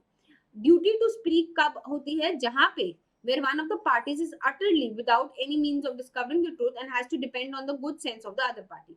जैसे कि अगर एक कॉन्ट्रैक्ट ऑफ इंश्योरेंस है, इसको भी क्या माना जाता है, एक कॉन्ट्रैक्ट ऑफ गुड फेथ माना जाता है। जैसे कि अगर आप लोगों ने कभी भी इंश्योरेंस ली है या फिर इंश्योरेंस के डॉक्यूमेंट्स देखे हैं या फिर आपने इंश्योरेंस लॉ पढ़ा है, तो आपको पता है जब हम कोई भी इंश्योरेंस लेते हैं, जैसे कि मेडिक्लेम लेते हैं, मेडिकल इंश्योरेंस लेते हैं, तो वहां पे वो हमसे हमारी मेडिकल हिस्ट्री पूछते हैं। मेडिकल हिस्ट्री में वो आपसे पूछते हैं कि क्या आप हार्ट पेशेंट हो, क्या आप शुगर पेशेंट हो, क्या आपको बीपी की प्रॉब्लम है, कोई एलर्जी है, थायराइड है या नहीं है। तो इन पॉइंट्स को आपको सच सच बताना होता है। अगर आप इसमें कोई चीज को गलत लिख देते हो तो आप क्या कर रहे हो, आप इंश्योरेंस कंपनी के साथ फ्रॉड कर रहे हो। तो बेसिकली जहां पे आपकी ड्यूटी थी कि आपको उनको सच बताना है और आपने वहां पे क्या किया, आपने वहां पे उनको सच नहीं बताया, आपने उनके साथ क्या किया, आपने उनके साथ किया है धोखा, तो वो माना जाएगा कि आपने उनके साथ फ्रॉड किया है। अब जो कॉन्ट्रैक्ट ऑफ इंश्योरेंस होती है, क्या बोला जाता है कि ये कॉन्ट्रैक्ट्स जो होते हैं ये गुड फेथ के होते हैं, मतलब आपको सब कुछ सच सच बताना होता है, सब कुछ अच्छे तरीके से बताना होता है, और इसको क्या कहते हैं, उब्रमा फाइट्स। उब्रमा फाइट्स एक लैटिन टर्म है जिसका मतलब क्या होता है, अटमोस्ट गुड फेथ। और ये डॉक्ट्राइन बेसिकली हमारे कॉन्ट्रैक्ट्स ऑफ इंश्योरेंस के ऊपर एप्लीकेबल होती है कि क्या कहता है कि जब भी कोई पार्टी इंश्योरेंस कॉन्ट्रैक्ट कर रही है, वो सारी की सारी मटेरियल फैक्ट्स जो है उसको डिक्लेयर करेगी अपने कॉन्ट्रैक्ट में जब वो इंश्योरेंस कर रही है। तो ये भी टर्म बहुत जरूरी है, स्पेशली अगर आप एक क्लैट एस्पिरेंट भी हो या फिर जुडिशरी के स्टूडेंट हो, तो उब्रमा फाइट्स का टर्म कभी कभी डायरेक्ट क्वेश्चन में पूछा जाता है कि इसका क्या मतलब है, अटमोस्ट गुड फेथ इसका मतलब है। तो मिथुलाल नायक वर्सेस एलआईसी के केस में क्या हुआ, ये बोला गया कि जो इंश्योरेंस के कॉन्ट्रैक्ट्स हैं वो कॉन्ट्रैक्ट्स होते हैं उब्रमा फाइट्स के, जहां पे आपको सच बोलना होता है, अटमोस्ट गुड फेथ बोलना होता है। अगर आप कोई भी चीज को, कोई भी सच को छुपाते हो, सप्रेस करते हो, तो क्या माना जाएगा, ये माना जाएगा कि आप फॉल्सहुड कर रहे हो, आप कर रहे हो फ्रॉड। तो since some of the facts were in sole knowledge of the insured, he should not indulge himself in suppressio veri या फिर सुप्रेसो फॉल्सी। सुप्रेसो वेरी और सुप्रेसो फॉल्सी का क्या मतलब है स्टूडेंट्स, जहां पे आप सप्रेस कर रहे हो कोई ऐसी चीज जो कि आपकी नॉलेज में थी और आपको क्या करनी थी, आपको उस चीज को बताना था उनको। तो बेसिकली सुप्रेसो वेरी का मतलब है सप्रेशन ऑफ ट्रूथ। ठीक है। और सप्रेसो फॉल्सी भी यही होती है कि जहां पे आप सच को छुपा रहे हो, कंसील कर रहे हो, कंसीलिंग द ट्रूथ। अगर आप सच को छुपा रहे हो तो आप क्या कर रहे हो, फ्रॉड कर रहे हो एक इंश्योरेंस कंपनी के साथ। आप उनकी फ्री कंसेंट को, आप उसकी फ्री कंसेंट नहीं रहने दे रहे हो, फ्रॉड से इन्फ्लुएंस कर रहे हो। तो क्या बोला गया मिथुलाल के केस में, silence itself is equivalent to speech. कई केसेस ऐसे होते हैं कि जहां पे आप चुप भी रहते हो, उसको हम आपकी रजामंदी मानेंगे। जहां पे साइलेंस रहना अपने आप में इंप्रेशन देता है कि इस एग्जिस्टेंस ऑफ सर्टेन सिचुएशन, वहां पे क्या माना जाएगा कि अगर आप चुप हो और ये माना जा रहा है कि ये बात आपको यस बोल रहे हो, तो ये माना जाएगा कि आप सामने वाले को क्या कर रहे हो, डिसीव कर रहे हो, धोखा दे रहे हो। अगर कुछ चेंज ऑफ सर्कमस्टेंसेस होती हैं, अगर कोई भी बंदा कोई रिप्रेजेंटेशन कर रहा है जो कि ट्रू है when made, but on account of change of such circumstances becomes false, when it is actually acted upon by either party, in such circumstances ये आपकी ड्यूटी बनती है कि आप उनको बताओ कि ऐसा चेंज ऑफ सर्कमस्टेंसेस हुआ है। अगर हम इंश्योरेंस की बात करें, जब हमने कॉन्ट्रैक्ट ऑफ इंश्योरेंस का ऑफर दिया था तो मुझे कोई भी थायराइड की प्रॉब्लम नहीं थी, कोई बीपी की प्रॉब्लम नहीं थी। बट जब तक वो इंश्योरेंस का कॉन्ट्रैक्ट साइन हुआ, बेसिकली 2 महीने लग गए इसको साइन होने में, क्योंकि जो मेरा एजेंट था वो कहीं घूमने चला गया था। तो जब तक ये साइन हुआ तब तक मुझे बीपी की प्रॉब्लम भी हो गई और मुझे हो गई थायराइड। तो चेंज इन सर्कमस्टेंसेस हो गए। तो मेरी ड्यूटी क्या थी कि मैं उनको बताऊं कि मुझे अब बीपी की प्रॉब्लम भी है और मुझे अब थायराइड की प्रॉब्लम भी है। बट मैंने इन चेंज ऑफ सर्कमस्टेंसेस को नहीं बताया। मेरी ड्यूटी थी कि मैं कम्युनिकेट करूं इन चेंज ऑफ सर्कमस्टेंसेस को, बट मैंने सप्रेस किया, सप्रेसो वेरी किया, फॉल्सहुड किया। तो मैंने क्या किया है, फ्रॉड किया है। तो या फिर अगर आप हाफ ट्रूथ बताते हो, even when a person is under no duty to disclose a fact, he may become guilty of fraud by non disclosure if he voluntarily discloses something and then not discloses the rest। कई बार लोग क्या करते हैं, कई बार लोग आधी बात बताते हैं और वो आधी बात सच होती है और आधी बात झूठ होती है। तो अगर आपकी ड्यूटी नहीं भी थी बोलने की, बट आप उस सर्कमस्टेंस में क्या करते हो, आप आधी बात बता देते हो और आधी बात नहीं बताते, वॉलंटरी कुछ बात बता देते हो बट आधी चीज को नहीं बताते, तो वो क्या बन जाता है, half truth is more dangerous. आधा सच पता होना ज्यादा डेंजरस होता है। तो वो भी क्या माना जाएगा, वो भी माना जाएगा कि आप फ्रॉड कर रहे हो। तो मिथुलाल के केस में क्या बोला गया, एक्सेप्शन है to section 19 of Indian contract act, क्या है, that even if in any of the case the silence is fraudulent but other party could have discovered the truth by ordinary diligence, तो ये अपने आप में कॉन्ट्रैक्ट को avoid नहीं कर पाएगी। जैसे कि हमने बोला, जब हम कोई चीज बेच रहे हैं तो खरीदने वाले इंसान को अपने आप से ध्यान रखना चाहिए। तो क्या माना जाएगा, ये माना जाएगा कि वो इस चीज को अवॉइड नहीं कर सकती अगर ड्यू डिलिजेंस से, अगर ऑर्डिनरी कोर्स ऑफ नेचर में वो इस चीज को पता कर सकती थी। तो misrepresentation या फिर fraudulent silence, recession, in such circumstances cannot be obtained, but in any other cases fraudulent party cannot say that the other party could have discovered the truth। जहां पे आपकी ड्यूटी थी बोलने की बट आपने जानबूझ के नहीं बोला, जानबूझ के आप चुप रहे और उस चीज को हाँ मानी गई, तो वो अपने आप में फ्रॉड माना जाएगा। अब कुछ केस लॉ और करते हैं, जैसे कि श्री कृष्णा वर्सेस कुरुक्षेत्र यूनिवर्सिटी में क्या बोला गया, यहाँ पे बोला गया that there was no fraud since the candidate had just kept silent as to certain facts, कि उसकी अटेंडेंस कम थी। हमने अभी थोड़े टाइम पहले कृष्णा वर्सेस कुरुक्षेत्र यूनिवर्सिटी वाला पढ़ा, और जो यूनिवर्सिटी है उसको ये चीज डिस्कवर हो सकती थी ऑर्डिनरी डिलीजेंस के साथ। तो यहाँ पे ना तो फ्रॉड हुआ है, ना तो अनड्यू इन्फ्लुएंस हुआ है, कुछ भी गलती नहीं है उस कैंडिडेट की अगर उसने अपनी अटेंडेंस की बात अपने फॉर्म में डिस्क्लोज नहीं करी। तो इफेक्ट ऑफ फ्रॉड क्या होता है, सेक्शन 19 ए में हम लोगों ने पढ़ा था इफेक्ट ऑफ अनड्यू इन्फ्लुएंस, जिसमें हमने पढ़ा था कि वो वॉइडेबल कॉन्ट्रैक्ट होता है। सिमिलरली सेक्शन 19 में आपको क्या पढ़ना है कि अगर फ्रॉड हो रहा है आपके साथ तो उसका इफेक्ट क्या है कि वो कॉन्ट्रैक्ट वॉइडेबल है, बेसिकली उसको अवॉइड किया जा सकता है, अवॉइडेड बाय द विक्टिम या फिर अग्रीव्ड पार्टी। उसके पास प्रोविजन है कि वो चाहे तो इसको अवॉइड करे या फिर चाहे तो इसको अफर्म भी कर सकता है। वो ये ऑप्शन को एक्सरसाइज कर सकता है सिर्फ एक बार, तब उसकी मर्जी है कि वो इसको अवॉइड करना चाहता है या फिर वो इसको अफर्म करना चाहता है। तो क्या समझना है कि रिसेशन अपने आप में is subject to condition that party seeking the rescission must be in the position कि वो अब जो बेनिफिट्स हैं उनको रिस्टोर कर सके। तो सबसे पहले आपको क्या समझना है कि रिसेशन का मतलब क्या है।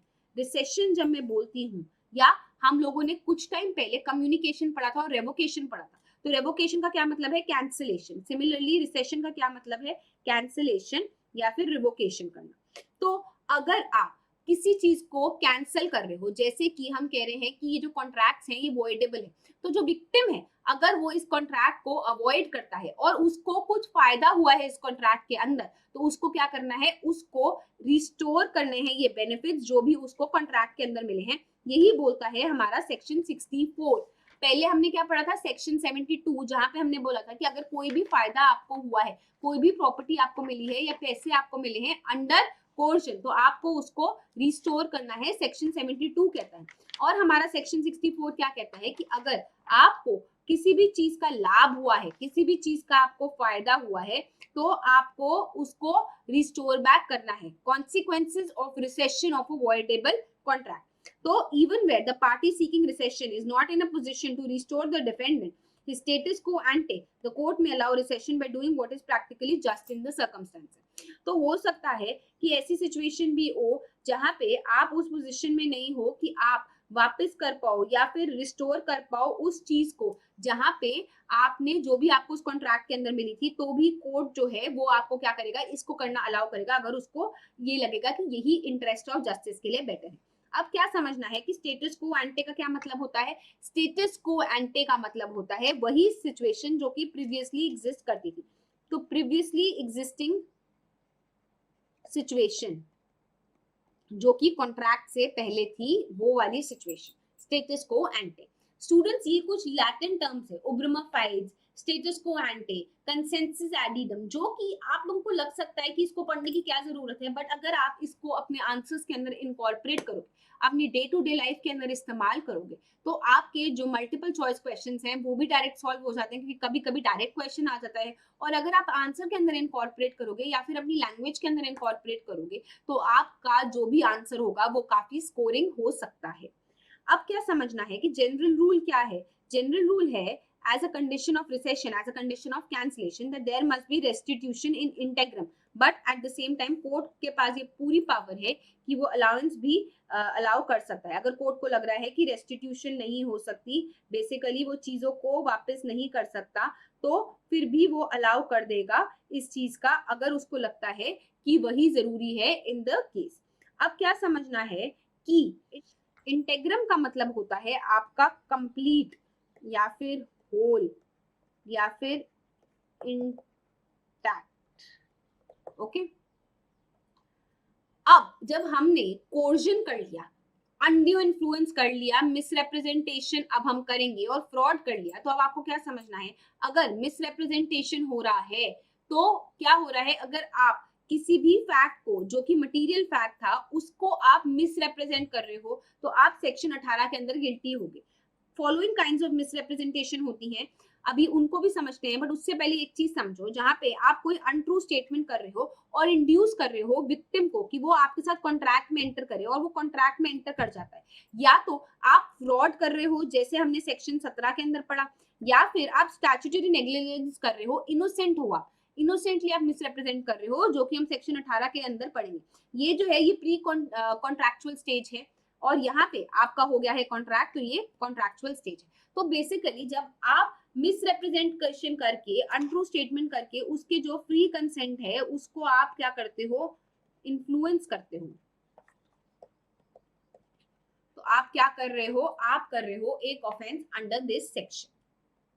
तो मिसरिप्रेजेंटेशन का क्या मतलब है, जहां पे आप पॉजिटिव असर्शंस कर रहे हो जो कि नॉट वारंटेड, एक ऐसी स्टेटमेंट जो कि बोली जा रही है, एक ऐसी इंफॉर्मेशन जो कि दी जा रही है जो कि कोई भी ट्रस्टवर्दी सोर्स से नहीं है, तो उसको क्या बोलेंगे, आप ये बोलोगे कि ये एक मिसरिप्रेजेंटेशन हो रही है। ये अपने आप में हेयर से नहीं होनी चाहिए, सुनी सुनाई बात नहीं है, बट ऐसी इंफॉर्मेशन है जो कि कोई भी ट्रस्टवर्दी सोर्स से नहीं है। When he receives the information from the trustworthy source, तो क्या माना जाएगा कि वो पॉजिटिव असर्शन है, बट वो वारंटेड नहीं है।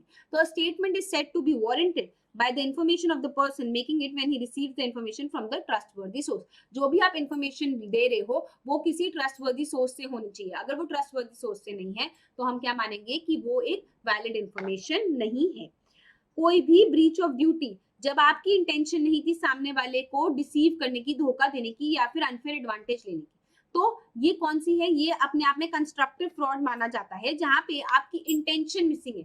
सेक्शन 17 के अंदर आपकी इंटेंशन थे कि आप सामने वाले को डिसीव करना चाहते हो, बट सेक्शन 18 के अंदर आपकी इंटेंशन मिसिंग है, ये एक ऐसी सर्कमस्टांसेस हैं जो एग्जिस्ट करते हैं जहां पे पार्टी जो है वो बेनिफिट को डिराइव करता है from the transaction equally answerable in the effect as if he had actually actuated by motives of fraud या फिर डिसीव, बट उसकी इंटेंशन नहीं थी डिसीव करने की. Causing, however, innocently a party to enter into an agreement to make a mistake on the substance of a thing which is subject to the agreement. तो basically कभी कभी ऐसा हो जाता है, हम इनोसेंटली कोई चीज को मिसरिप्रेजेंट कर देते हैं, इनोसेंटली हम कोई ऐसी चीज कर देते हैं जिससे कि सामने वाले का नुकसान हो जाए. तो मेयर एक्सप्रेशन जहाँ पे आप ओपिनियन दे रहे हो अपना, वो रिगार्ड नहीं करा जाएगा, उसको नहीं माना जाएगा कि आप मिसरिप्रेजेंटेशन कर रहे हो. अगर वो जो ओपिनियन है वो कल को जाके गलत ओपिनियन माना जाएगा. अब फ्रॉड और मिसरिप्रेजेंटेशन के बीच में हमें डिफरेंस करना जरूरी है. तो सेक्शन 17 वर्सेस सेक्शन 18 का डिफरेंस पढ़ना हमें जरूरी है. क्या समझने की बात है कि मिसरिप्रेजेंटेशन और फ्रॉड, इन दोनों में बहुत सारे पॉइंट्स कॉमन हैं. सबसे पहला, इन दोनों के कारण जो कॉन्ट्रैक्ट है वो वॉइडेबल होता है. बेसिकली यहाँ पे क्या हो रहा है कि सामने वाला जो विक्टिम है उसके पास ऑप्शन है कि वो इस कॉन्ट्रैक्ट को अवॉइड कर सकता है. दूसरा पॉइंट, यहाँ पे दोनों में ही फॉल्स मिसरिप्रेजेंटेशन हो रही है. फॉल्सली आप किसी बात को गलत तरीके से रिप्रेजेंट कर रहे हो. In either of the case जरूरी है कि जो ये कंसेंट है हमारा, इसको पॉज किया जा रहा है या तो फ्रॉड के द्वारा या फिर मिसरिप्रेजेंटेशन के द्वारा. एंड फाइनली जहाँ पे फ्रॉड बाय साइलेंस है एंड वहां पे जहाँ पे उस सामने वाले बंदे के पास ऑर्डिनरी डिलीजेंस के द्वारा वो डिस्कवर कर सकता था ट्रूथ, तो ये भी अपने आप में गुड डिफेंस माना जाएगा. और यही चीज हमारे मिसरिप्रेजेंटेशन में भी होती है. बट कुछ पॉइंट्स ऑफ डिस्टिंक्शन भी हैं जिनको हमें पढ़ना जरूरी है. फ्रॉड ज्यादा सीरियस है, ज्यादा रॉन्ग है, मोर और लेस इंटेंशनल रॉन्ग है. जहां पे आप क्या मानोगे कि मिसरिप्रेजेंटेशन है वो इनोसेंट तरीके से हो रहा है, भूल चूक हो गई आपसे. फ्रॉड में in addition to rendering the contract voidable, आपके पास कॉज ऑफ एक्शन हो जाता है टॉर्ट लॉ के अंदर कि आप डैमेजेस भी ले सकते हो. सिंपल मिसरिप्रेजेंटेशन अपने आप में टॉर्ट के अंदर नहीं आता, but under section 75 of the contract act, अगर एक बंदा who rightfully rescinds a contract is entitled to compensation for any damages which he has sustained through the non fulfilment of the contract. अगर section 75 के अंदर अगर आप contract को resign करते हो, कैंसिल करते हो और कोई ऐसे फायदा आपको हो सकता था या फिर कोई ऐसा डैमेज आपको हो रहा है उस कॉन्ट्रैक्ट के फुलफिल ना होने से, तो आपको डैमेजेस का इंटाइटलमेंट हो जाता है. A person complaining of misrepresentation can be met with the defense that he had the means of discovering the truth with ordinary diligence. But क्या अगर मिसरिप्रेजेंटेशन हो रही है तो आप ये बोल सकते हो कि ये डिफेंस लिया जा सकता है कि ऑर्डिनरी कोर्स ऑफ नेचर में आपके पास पावर थी कि आप सच को पता कर सकते थे. बट ऐसी चीज कम नहीं हो सकती, फ्रॉडुलेंट साइलेंस के केस में नहीं हो सकती, जहां पे a person obtaining the consent of other party by fraud cannot be allowed to say that the other party could have discovered the truth by ordinary diligence. अब एक बार इस टेबल को भी अच्छे से पढ़ लेते हैं, जहां पे आपको और ज्यादा कॉन्सेप्चुअल क्लैरिटी आ जाएगी कि फ्रॉड और मिसरिप्रेजेंटेशन के बीच में क्या डिफरेंस है. सबसे पहला मीनिंग देखें तो फ्रॉड एक इंटेंशनल मिसरिप्रेजेंटेशन है, या फिर आप किसी फैक्ट को कंसील कर रहे हो और सामने वाले को डिसीव करना चाहते हो, धोखा देना चाहते हो. मिसरिप्रेजेंटेशन अपने आप में एक इनोसेंट स्टेटमेंट है. इनोसेंट गलती से बनाई गई स्टेटमेंट है जहां पे आपकी इंटेंशन नहीं है कि आप सामने वाले को डिसीव करना चाहते हो. तो सबसे इंपॉर्टेंट क्या है, यहाँ पे इंटेंशन है और यहाँ पे इंटेंशन नहीं है. सेकेंड चीज, सेक्शन 17 बात करता है और सेक्शन 18 बात करता है. इंटेंशन टू डिसीव है यहाँ पे जब हम बात करते हैं फ्रॉड की, बट इंटेंशन नहीं है जब हम बात करते हैं मिसरिप्रेजेंटेशन की. Belief of the fact, party making the fraudulent statement believes that the fact is not true. जो पार्टी इस स्टेटमेंट को कर रही है उसको पता है कि ये बात सच नहीं है, बट मिसरिप्रेजेंटेशन में जो पार्टी इस बात को बोल रही है, क्योंकि इनोसेंट मिस्टेक है, इनोसेंट मिसरिप्रेजेंटेशन है, तो उसको नहीं पता था कि ये बात सच नहीं है, वो ये मानती है कि ये बात सच ही है. सूट फॉर डैमेजेस की बात करें तो टॉर्ट लॉ के अंदर, फ्रॉड के अंदर आपको डैमेजेस मिल सकते हैं, बट मिसरिप्रेजेंटेशन के लिए आपको टॉर्ट लॉ के अंदर डैमेजेस नहीं मिल सकते. डिफेंस जो कि आप कोर्ट में लोगे वो क्या होगा, party who made the fraudulent statement ये नहीं बोल सकती है कि अग्रीड पार्टी को ऑर्डिनरी कोर्स ऑफ नेचर में अपने आप से डिस्कवर कर लेना चाहिए था कि ट्रुथ क्या है. बट मिसरिप्रेजेंटेशन में जो डिफेंस है वो ये है कि पार्टी ये बोल सकती है कि अपने ऑर्डिनरी कोर्स ऑफ नेचर में वो डिस्कवर कर सकते थे कि सच क्या है. तो इस डिफरेंस को आपको बहुत ही बढ़िया तरीके से करके आना है। इन बेसिस के तरीके से ही आपको अपना आंसर लिख के आना है और ये टेबल जरूर बना के आनी है अगर फ्रॉड और मिसरिप्रेजेंटेशन के पॉइंट्स आते हैं। इनके बीच में कॉमन पॉइंट्स भी जरूर बता के आइएगा जो कि हमने अभी कुछ स्लाइड पहले पढ़े हैं। अब क्या समझना है कि अगर कोई फ्लॉ है आपके कंसेंट में, जो कि हमने सेक्शन 19, 64 और 75 हमने अभी रेफर करे, तो इफेक्ट क्या होगा उस फ्लॉ का, उस गड़बड़ का, आपके कंसेंट के अंदर क्या फ्लॉ होगा। तो अगर कोई फ्लॉ है, अगर कोई गड़बड़ है आपकी कंसेंट में, वन पार्टी और द अदर पार्टी में have either the right of recession, basically वो कैंसिल कर सकती है, वो अवॉइड कर सकती है इस कॉन्ट्रैक्ट को, तभी क्या बोलते हैं कि ये जो कॉन्ट्रैक्ट्स होते हैं ये वॉइडेबल कॉन्ट्रैक्ट्स होते हैं और वो कॉम्पनसेशन भी क्लेम कर सकती है।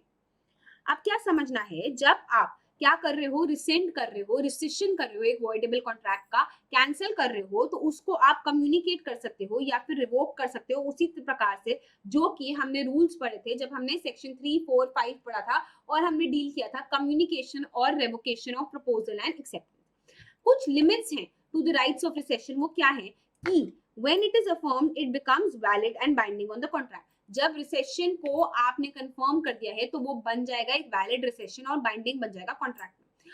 लैप्स ऑफ टाइम, अगर रिसेशन नहीं किया, अगर कैंसिलेशन नहीं करी with in the reasonable time, तो आपका टाइम लैप्स हो जाएगा और आप इसको कैंसिल नहीं कर पाओगे। Acquisition of a right by a third party, अगर जो थर्ड पार्टी का राइट क्रिएट हो जाता है, कोई थर्ड पार्टी का राइट क्रिएट हो जाता है गुड फेथ के अंदर, तो आपके पास जो रिसेशन का राइट था वो लूज हो जाएगा। तो बेसिकली जो राइट ऑफ रिसेशन है वो लूज हो जाता है, वो आप खो देते हो before the contract has been rescinded to some third party in good faith, और वो जो थर्ड पार्टी है वो कोई सब्जेक्ट मैटर में राइट को अक्वायर कर जाती है। तो basically in case a third party obtains it under the fraud, then there is no contract.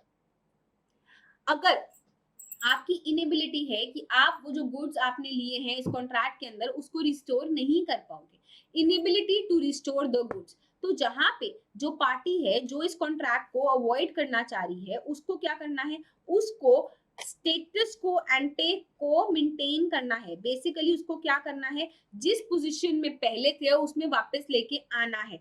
तो अगर वो पॉसिबल नहीं है तो भी आपको रिसेशन करने में प्रॉब्लम होगी। If restitution is integral is not possible, there can be no recession. जहां पे आप उसको पुरानी वाली पोजीशन पे नहीं लेके आ सकते तो रिसेशन पॉसिबल नहीं होगा, रेस्टिट्यूशन पॉसिबल नहीं होगा।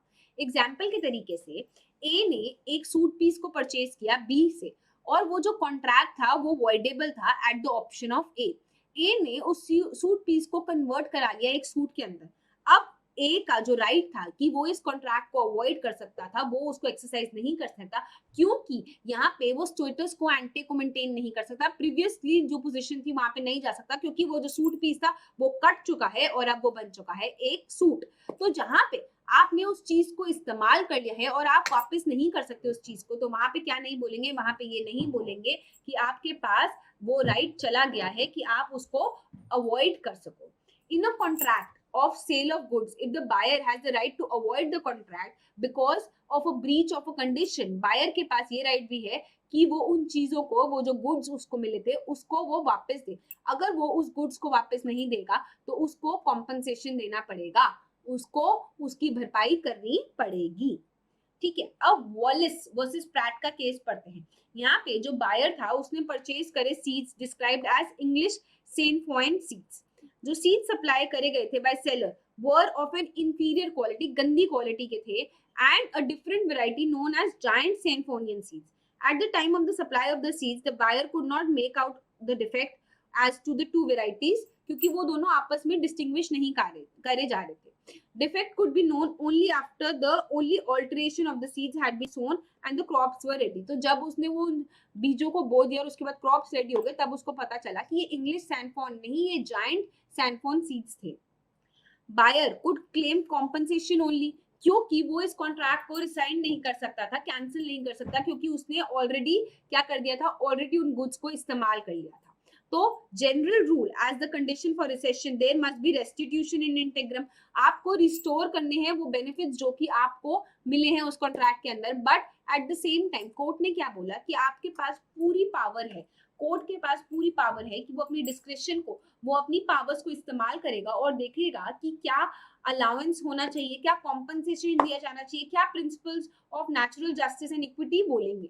जैसे कि यहाँ पे इसके साथ धोखाधड़ी करी गई थी, उसको कोई और सीड बोल के कोई और सीड बेच दिया गया था, और वो कब पता चला, जब वो सीड्स उग गए, वो क्रॉप्स बन गए, तभी पता चला। तो यहाँ पे वो सिर्फ कॉम्पनसेशन मांग सकता था, बट इस कॉन्ट्रैक्ट को अवॉइड नहीं कर सकता था। अब क्या समझना है, अगर गलती हो गई, अगर मिस्टेक हो गई तो क्या होगा।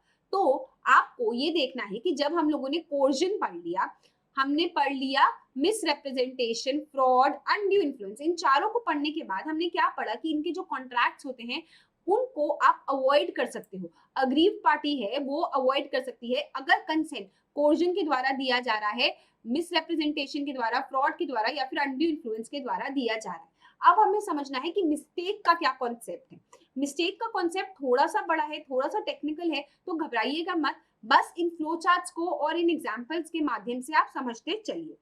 तो अगर मिस्टेक की बात करें तो आपको क्या ध्यान रखना है, अगर मिस्टेक ऑफ लॉ है तो मिस्टेक दो प्रकार से हो सकती है, या तो मिस्टेक ऑफ लॉ है या फिर मिस्टेक ऑफ फैक्ट है।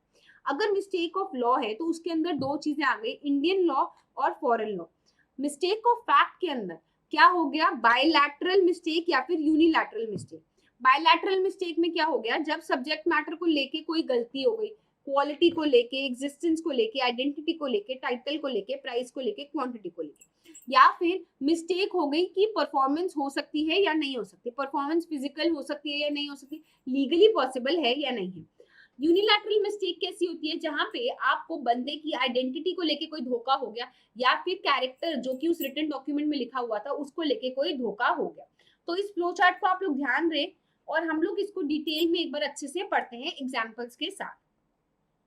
तो मिस्टेक दो तरीके से होती है, जहां पे मिस्टेक हो रही है दिमाग में, in the mind of the parties में firstly defeat the consent all together and the parties are suppose to have given. तो बेसिकली अगर मिस्टेक हो रही है तो जो कंसेंट दिया हुआ है वो अपने आप में खत्म हो जाएगा। अगर आप किसी गलती के कारण, मिस्टेक के कारण कंसेंट दे रहे हो तो वो कंसेंट नहीं माना जाएगा। अगर मिस्टेक है जहां पे माइंड ऑफ पार्टीज के अंदर है तो such that there is no genuine agreement at all, तो क्या माना जाएगा कि ये जो अग्रीमेंट्स हैं ये वॉइड है। जहां पे मिसरिप्रेजेंटेशन, अनड्यू इन्फ्लुएंस, कोर्जन और फ्रॉड पड़ा था तो वहां पे वॉइडेबल थे, यहाँ पे मिस्टेक के अंदर ही अग्रीमेंट्स वॉइड माने जाएंगे। बेसिकली क्या माना जाएगा कि कोई भी कंसेंसस एड इडम नहीं हुआ है, कोई भी मीटिंग ऑफ माइंड्स नहीं हुआ है, और यहाँ पे जो कंसेंट है वो ही मिसिंग है, जो कि सेक्शन 13 के अंदर हम पढ़ के आए। तो जब कंसेंट ही नहीं है, essential requirement of section 10 of Indian contract ही नहीं है, तो अपने आप में ये कॉन्ट्रैक्ट क्या माने जाएंगे, वॉइड कॉन्ट्रैक्ट माने जाएंगे। अगर कोई भी ऑफर और एक्सेप्टेंस कोइंसाइड नहीं करता तो जेन्युइन अग्रीमेंट नहीं होता पार्टीज के बीच में।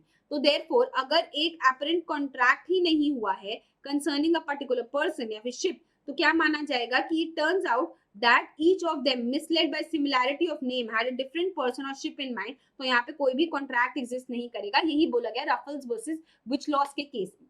बेसिकली अगर हो सकता है कि मैंने ए को बोला आई वांट टू, ए ने बी को बोला I want to sell my ship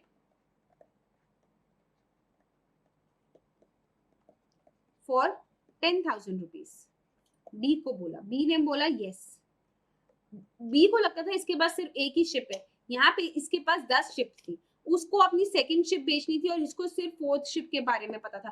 तो मिस्टेक ऑफ फैक्ट हो गया ना, यहाँ पे इन दोनों का मीटिंग ऑफ माइंड्स तो हुआ ही नहीं, उसको लग रहा है मैं अपनी दूसरी शिप बेच रहा हूँ, उसको लग रहा है सिर्फ चौथी ही शिप है।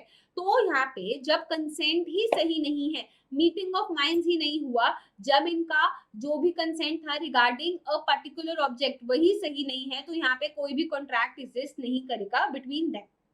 ठीक है, तो अगर आपकी मिस्टेक ऐसी है जहां पे वो आपके कंसेंट को डिफीट कर देगी तो कॉन्ट्रैक्ट जो होगा वो वॉइड होगा। बट जहां पे आपकी मिस्टेक जो है वो does not defeat consent but only misleads the party, तो सेक्शन 20 अप्लाई करेगा। यहाँ पे there may be a genuine agreement but there may be a mistake as to the matter of fact essential to the agreement. अगर दोनों parties mistake कर रही हैं, bilateral mistake है, यूनिलैटरल नहीं है, बायलैटरल मिस्टेक है, जहां पे सेक्शन 20 की हम बात करेंगे तो ये जो अग्रीमेंट है ये वॉइड होगा if there is mistake on both parties, both side of the parties. जैसे कि अभी शिप वाला एग्जांपल पड़ा जहां पे उसको लग रहा था सेकंड शिप बेच रहा हूँ, उसको लग रहा था फोर्थ शिप खरीद रहा हूँ। तो यूनिलैटरल मिस्टेक जो है, अगर बायलैटरल मिस्टेक है तो सेक्शन 20। यूनिलैटरल मिस्टेक की कहाँ डील होगा? यूनिलैटरल मिस्टेक जहां पे सिर्फ एक पार्टी मिस्टेक में है, which says that a contract is not voidable merely because it was caused by one of the parties to it being under a mistake as to the fact। तो section 22 क्या कहता है कि unilateral mistake की बात करता है जहां पे एक पार्टी मिस्टेक में है, दोनों पार्टीज मिस्टेक में नहीं है। तो क्या बोला जाएगा? अ contract is not voidable merely because it was caused by one of the parties to it being under a mistake of fact। अब Haji Abdul Rahman versus Bombay and Persian steam navigation company का केस पढ़ते हैं। मिस्टेक का कॉन्सेप्ट थोड़ा हमें clear होगा।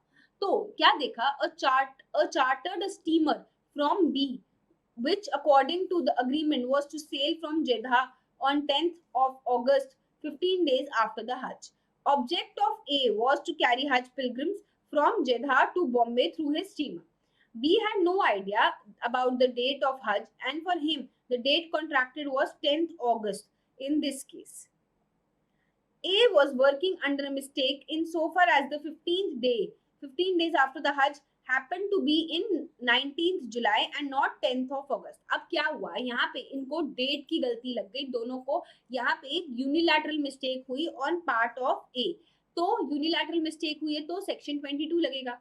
It is also, however, important that where the mistake, even if it is of one party only, has the effect of nullifying the consent as defined in section 13। ये जो contract है ये अपने आप में void कॉन्ट्रैक्ट हो जाएगा, voidable नहीं होगा। और क्या माना जाएगा कि ये कॉन्ट्रैक्ट कभी अराइज ही नहीं हुआ था। void ab initio मतलब void from the very beginning, इसकी कोई लीगल इन्फोर्सेबिलिटी नहीं होगी। तो क्या समझना है? अगर आपकी कॉमन मिस्टेक्स हो रही है, म्यूचुअल मिस्टेक्स हो रही है, अगर मिस्टेक हो रही है दोनों पार्टी के द्वारा, जैसे कि वो कॉमन है या फिर म्यूचुअल है, तो आपको सेक्शन 20 को रेफर करना है। यहाँ पे दोनों पार्टीज ने मिस्टेक कर दी किसी चीज को लेके। Basically each knows the intention of the other party and accepts but each is mistaken about the underlying fundamental facts. दोनों को एक दूसरे की इंटेंशन पता है बट दोनों का कुछ फंडामेंटल फैक्ट्स को लेके गड़बड़ हो रही है। तो क्या बोलेंगे? ये बोलेंगे कि यहाँ पे कॉमन या फिर म्यूचुअल मिस्टेक हुई है, बायलैटरल मिस्टेक हुई है।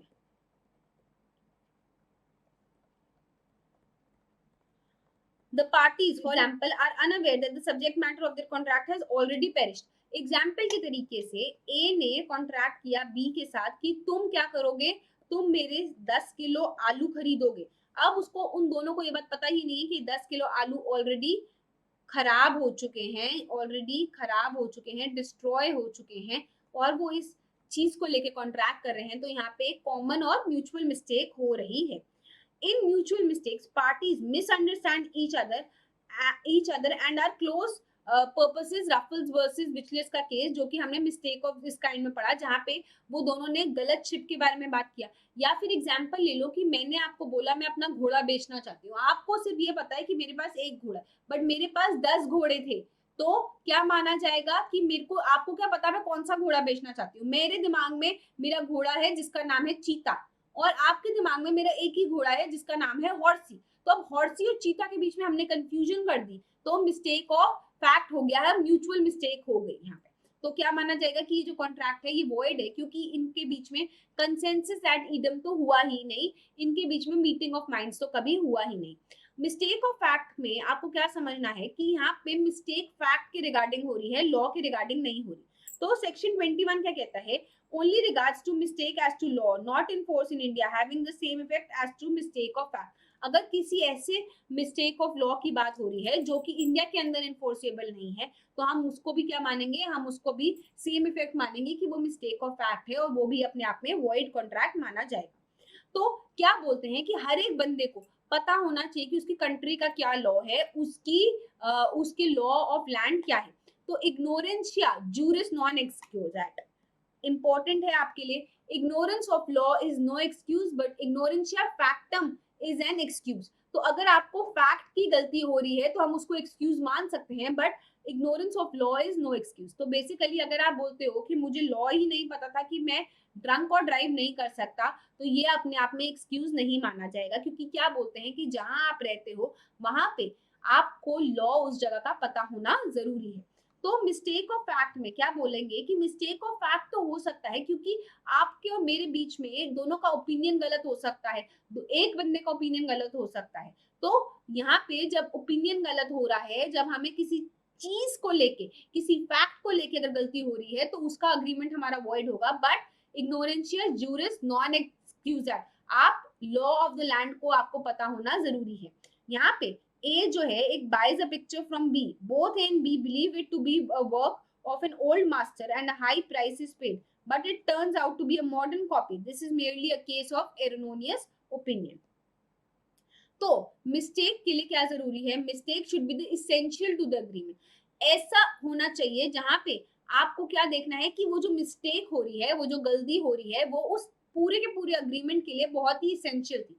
जैसे कि identity and nature of the parties को लेके, आइडेंटिटी या फिर nature of the subject matter को लेके, या फिर nature and content of the promise itself, जिस चीज का आप प्रॉमिस कर रहे हो उसको लेके, या फिर identity and nature of the subject matter को लेके, identity and nature of the parties को लेके अगर हो रही है आपकी मिस्टेक, तभी हम मानेंगे कि वो मिस्टेक ऑफ फैक्ट हो रहा है। अब मिस्टेक ऑफ क्वालिटी, इसको एक्सप्लेन किया गया है अंडर सेक्शन 20 की एक्सप्लेनेशन में। क्या बोला गया कि अगर आपका गलत ओपिनियन बन रहा है as to the value of a thing which forms the subject matter of the agreement, तो वो अपने आप में mistake as to the matter of fact नहीं माना जाएगा। If the parties to the contract are not mistaken as to the subject matter but only regarding the quality, तो क्या माना जाएगा कि क्वालिटी अपने आप में, ये अपने आप में एक मिस्टेक ऑफ फैक्ट नहीं है, और यहाँ पे जो अग्रीमेंट है वो would be a valid agreement. अगर आपको लग रहा है कि उसकी क्वालिटी वो क्वालिटी नहीं है और आपको क्वालिटी को लेके उसकी गलती लग रही है, तो वहां पे हम कॉन्ट्रैक्ट को वॉइड नहीं मानेंगे। स्मिथ वर्सेस ह्यूज का केस पढ़ते हैं। यहाँ पे क्या हुआ? In this case there was a state of sale of parcel of oats by sample of A to B. B ने रिफ्यूज कर दिया, बोला कि on the ground that he thought that the oats were old when in fact they were new. A ने sue किया B को for damages for non accepting. क्या बोला गया यहाँ पे? There was no mistake as to the identity of the subject matter but merely as to the age of the oats. Contract was therefore a valid contract, और यहाँ पे कोई भी लॉजिक नहीं है, कोई भी रीजनिंग नहीं है जहाँ पे B was liable for not accepting the goods. तो जहाँ पे क्वालिटी को लेके बात हो रही है, एज ऑफ ओट्स को लेके बात हो रही है, वहाँ पे आप कॉन्ट्रैक्ट को अवॉइड नहीं कर सकते और वो एक वैलिड कॉन्ट्रैक्ट माना जाएगा। ITC limited versus G.J. Fernandes, क्या हुआ यहाँ पे? कोई भी म्यूचुअल मिस्टेक नहीं थी as to the quality which make the trawler that for deep sea fishing as essentially different from the trawlers that the parties had in mind agreed to transfer. The contract therefore could not be avoided on the ground of mistake. जहाँ पे quality को लेके बात हो रही है या फिर एज को लेके बात हो रही है, तो वहां पे आप चीज को अवॉइड नहीं कर सकते बोल के कि यहाँ पे मिस्टेक ऑफ फैक्ट हुआ है। अब अगर आपकी मिस्टेक है as to the existence of a subject matter, तो ये कुछ अलग प्रकार से हो सकती है। जैसे कि कोई एक सब्जेक्ट मैटर है जो कि एग्जिस्ट ही नहीं करता और आपने उसके बारे में मिस्टेक कर दी। जैसे कि मैंने आपको बताया कि मैंने आपके साथ डील करी 10 किलो आलू बेचने की, बट वो 10 किलो आलू ऑलरेडी सड़ चुके थे, ऑलरेडी खराब हो चुके, वो ऑलरेडी एग्जिस्ट ही नहीं करते थे, तो वहां पे उसका कॉन्ट्रैक्ट भी नहीं हो सकता। तो अगर जो सब्जेक्ट मैटर है वो एग्जिस्ट नहीं करता before the contract has been made, तो कॉन्ट्रैक्ट किस चीज के लिए हुआ? कोई कॉन्ट्रैक्ट नहीं माना जाएगा। और क्या माना जाएगा कि ये जो कॉन्ट्रैक्ट है ये वॉइड है फ्रॉम द वेरी बिगनिंग। ये है वॉइड अब इनिशियो। वॉइड अब इनिशियो का क्या मतलब है? वॉइड है फ्रॉम द वेरी बिगनिंग और इसकी परफॉर्मेंस करना इम्पॉसिबल है। जैसे कि अगर मैंने आपको प्रॉमिस किया कि मैं XYZ आर्टिस्ट को आपके बर्थडे पे डांस करवाऊंगी आपकी बर्थडे पार्टी पे, पर मुझे पता ही नहीं था कि XYZ जो आर्टिस्ट है उसकी ऑलरेडी डेथ हो चुकी है कोविड-19 में, तो ये जो अपने आप है, जो सब्जेक्ट मैटर है, ये अपने आप क्या हो गया? ये सब्जेक्ट मैटर अपने आप में नॉन एग्जिस्टेंस हो गया और ये मेरे लिए पॉसिबल नहीं है कि मैं इसको परफॉर्म कर पाऊं, ये इम्पॉसिबल हो गया। तो क्या बोलेंगे? ये एक नॉन एग्जिस्टेंट सब्जेक्ट मैटर हो गया और यहाँ पे ये जो कॉन्ट्रैक्ट है ये वॉइड माना जाएगा। तो कोटियर वर्सेस हैस्टी का केस पढ़ते हैं। इस केस में भी हम मिस्टेक की बात कर रहे हैं और क्या देखा गया? जहाँ पे कॉन्ट्रैक्ट हो रहा है for sale of cargo of corn supposed to be in transit from Saloniki to UK, unknown to the parties of the contract कि जो corn था had become fermented और उसको dispose कर दिया गया था by the master of the ship at Tunis before the above stated contract was actually made. तो उस कौन को लेके वो लोग डिस्कशन कर रहे थे, वो कौन को लेके वो लोग एक अग्रीमेंट कर रहे थे, बस उस कौन को ऑलरेडी डिस्पोज ऑफ कर दिया गया था क्योंकि वो ज्यादा फर्मेंट हो गया था। तो क्या बोला गया कि यहाँ पे जो अग्रीमेंट है वो वॉइड है क्योंकि यहाँ पे म्यूचुअल मिस्टेक हुई है as to the existence of a subject matter, और यहाँ पे क्या हुआ है, वो सब्जेक्ट मैटर ही एग्जिस्ट नहीं करता तो उसका कॉन्ट्रैक्ट भी कैसे एग्जिस्ट कर सकता है।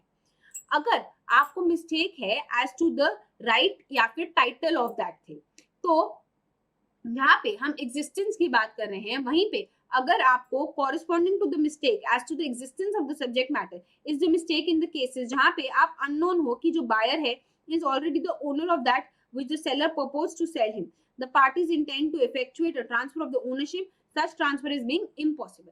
अगर मैं आपको अपनी A wants to sell car to B but I am not aware and you are also not aware कि मेरे पापा ने ये गाड़ी ऑलरेडी किसी और को बेच दी है, तो ये भी अपने आप में क्या बन जाएगा, जहां पे मुझे पता ही नहीं है कि उसका टाइटल या राइट नहीं है, तो ये भी अपने आप में मिस्टेक बन गई और यहाँ पे भी क्या हो गया, यहाँ पे भी ये जो कॉन्ट्रैक्ट है ये क्या हो गया, वॉइड हो गया। कॉपर वर्सेस फिब्स का केस पढ़ते हैं। कूपर वर्सेस फिब्स में क्या हुआ, इस केस में ए ने अग्री किया to take lease of fishery from B unknown to both the parties that A was already tenant for life of the fishery rights and B had no title of the same. Agreement अपने आप में set aside हो गया, void हो गया क्योंकि यहाँ पे दोनों की कॉमन मिस्टेक थी, बायलैटरल मिस्टेक थी। अगर आपके दिमाग में डिफरेंट सब्जेक्ट मैटर है दोनों के दिमाग में, जैसे कि वो घोड़े वाले एग्जाम्पल में, रफल्स विचलेस वाले एग्जाम्पल में, शिप वाले एग्जाम्पल में, जहां पे रीजनेबल मिस्टेक ऑफ फैक्ट हो रहा है और दोनों के दिमाग में कोई और चीज है, जैसे कि मैंने आपको बोला मैं आपको अपना दिल्ली वाला घर बेचना चाहती हूँ, ठीक है, मेरा दिल्ली में 2 घर हैं, ये 2 घर हैं, मैंने बोला ये दिल्ली वाला घर बेचना चाहती हूँ, आपको सिर्फ इसके बारे में पता है बट मैं आपको ये घर बेचना चाहती थी, तो डिफरेंट सब्जेक्ट मैटर्स हो गए, मेरे दिमाग में ये बेचने को था, आपके दिमाग में ये था, तो कंसेंसस एंड मीडियम तो हुआ ही नहीं, तो रफल्स वर्सेस विचलॉस वाला आपको ध्यान रखना है जहां पे सब्जेक्ट मैटर दोनों के दिमाग में अलग है। चौथा पॉइंट जहां पे आप मिस्टेक कर रहे हो as to the substance of the subject matter, जहां पे पार्टीज को गड़बड़ हो रही है, पार्टीज को मिस्टेक हो रही है as to the existence of some fact या फिर फैक्ट्स जो कि एसेंशियल है और इंटेग्रल है उस सब्जेक्ट मैटर के, तो वहां पे भी वो कॉन्ट्रैक्ट क्या होगा, वॉइड कॉन्ट्रैक्ट माना जाएगा। पढ़ते हैं Sheikh brothers limited versus Ochsner का केस। इस केस में क्या हुआ, जो एपेलेंट कंपनी है lessor of a forest in Kenya granted a licence to the respondent to cut, process and manufacture all the sisal growing in the forest. Respondent ने in turn क्या किया, undertook to manufacture and deliver to the applicant 50 tons of sisal fabric per month. But it turned out that the leaf potential of the quantity and the respondent was sued for the breach. Agreement was held to be void क्योंकि agreement being mistake as to the matter of the fact which is essential to the agreement. अगर कोई भी ऐसी चीज है जो कि essential है उस agreement के लिए, उसको लेके अगर गड़बड़ होती है, उस मैटर ऑफ फैक्ट को लेके अगर गड़बड़ होती है, तो क्या मानेंगे कि वो अग्रीमेंट ही वॉइड अग्रीमेंट होगा। तो अगर एक मैटर, एक मिस्टेक है which does not relate to the existence of a material fact concerning the subject matter, तो वो अपने आप में एक वैलिड कॉन्ट्रैक्ट होगा, जहां पे वो जो सब्जेक्ट मैटर है जिसको लेके आपसे भूल चूक हुई है, जिसको लेके आपसे गड़बड़ हुई है, अगर वो इंटेग्रल पार्ट नहीं है उस कॉन्ट्रैक्ट का, तो वो कॉन्ट्रैक्ट वैलिड माना जाएगा। बट अगर वो इंटेग्रल पार्ट है तो क्या मानोगे कि ये कॉन्ट्रैक्ट वॉइड कॉन्ट्रैक्ट है।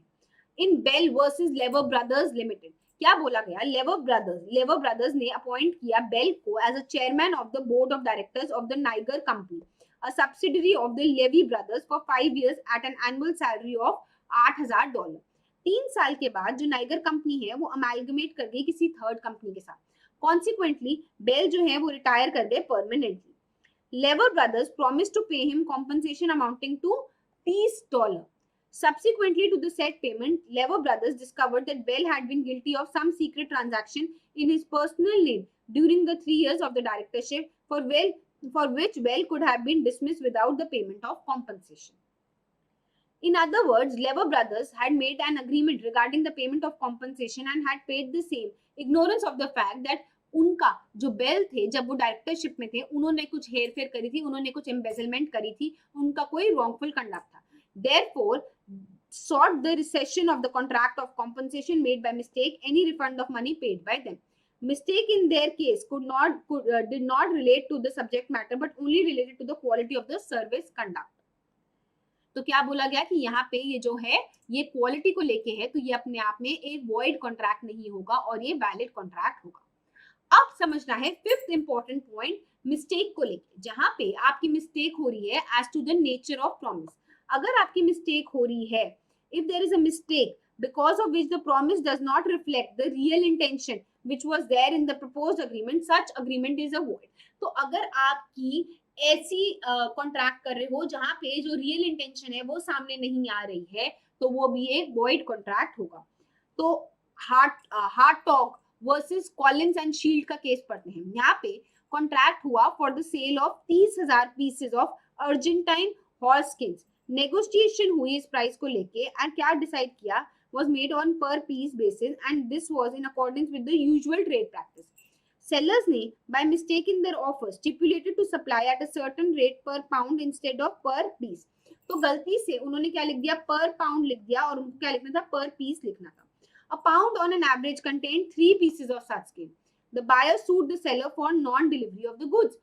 अब पर पाउंड का मतलब होगा कि 3 स्किन्स आएंगी, बट उनका मतलब था पर पीस का। held that no contract could have arisen due to their mistake, क्योंकि सेलर की intention was not properly reflected in the offer। और अगर सेलर की इंटेंशन कुछ और है और बायर की इंटेंशन कुछ और है, तो यहाँ पे मीटिंग ऑफ माइंड्स तो हुआ ही नहीं, तो कंसेंसस एड इडम नहीं हुआ। और अगर कंसेंसस एड इडम नहीं हुआ, फ्री कंसेंट नहीं है, you are not agreeing on the same thing in the same sense at the same time, तो वहां पे फ्री कंसेंट नहीं होगा और ये जो कंसेंट है ये वॉइड कर देगा इस कॉन्ट्रैक्ट को।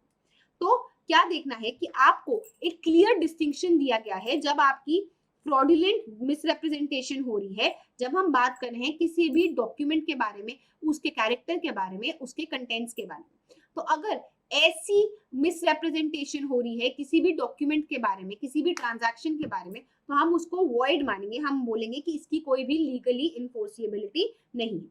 जैसे कि एग्जाम्पल लेके चलो, एक केस लॉ पढ़ते हैं, निंगवा वर्सेस बैरप्पा। यहाँ पे एक इलिटरेट वुमन को बुलाया गया by his son law and his brothers to put her thumb impression upon 2 stamp papers telling her that thereby she was gifting her agricultural land to her daughter, who was her only child, and one of the paper was the sale deed to them by which they became the registered owner of the land. अब ये बेचारी अनपढ़ औरत थी, इसको बोला गया कि तुम अपना ये जो पूरी खेती बाड़ी का लैंड है ये अपनी बेटी को गिफ्ट डीड कर दियो, बट एक्चुअली में उस स्टैम्प पेपर के अंदर इन्होंने एक सेल डीड को छुपाया हुआ था, जहाँ पे ये लोग उस ठप्पा लगने पे, उस अंगूठे का ठप्पा लगने पे ये लोग बने ओनर ऑफ द लैंड।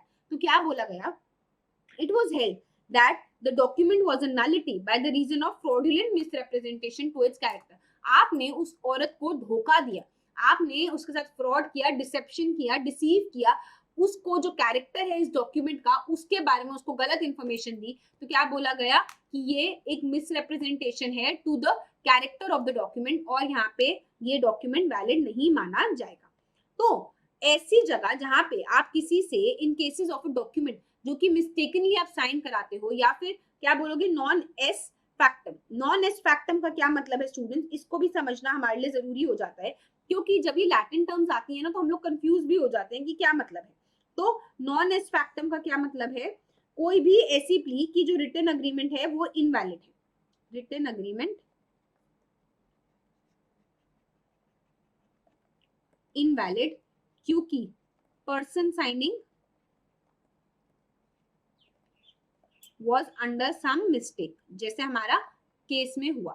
तो ये एक डिफेंस है जो आपको क्या करता है, ये डिफेंस आपको लेना पड़ता है और ये एक बंदे को इनेबल करता है जिसने भी एक कॉन्ट्रैक्ट को साइन किया है जहां पे उसको नहीं पता था कि उसके अंदर क्या लिखा गया है, he was under some mistake of fact, और उसको ये डिफेंस लेना होता है। तो the defence of non est factum enables a person who has signed the contract to say that it is not his document because he signed it, और उसने किसी मिस्टेक ऑफ फैक्ट के अंदर जो कि उसके दिमाग के अंदर थी उसने इस चीज को साइन किया है और यहाँ पे ये उसके वैलिड सिग्नेचर्स नहीं माने जाएंगे।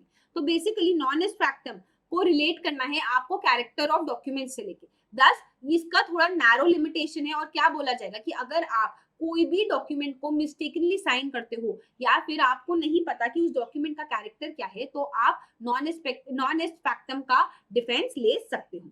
तो a document should be held to be void only when the element by consent is to be is totally lacking. जहां पे आप उस डॉक्यूमेंट को बोल रहे हो कि इसको वॉइड मानो, तो वो कब माना जाएगा? जब आपका कंसेंट धोखे से लिया गया है, जब आपका कंसेंट गलत तरीके से लिया गया है। तो क्या होगा कि that is more correctly when the transaction which the document purports to effect is essentially different in substance, या फिर जो भी आप ट्रांजैक्शन करना चाहते थे उससे वो ट्रांजैक्शन अलग हो रही है, तभी हम मानेंगे कि ये नॉन एस्ट फैक्टम का आप डिफेंस ले सकते हो।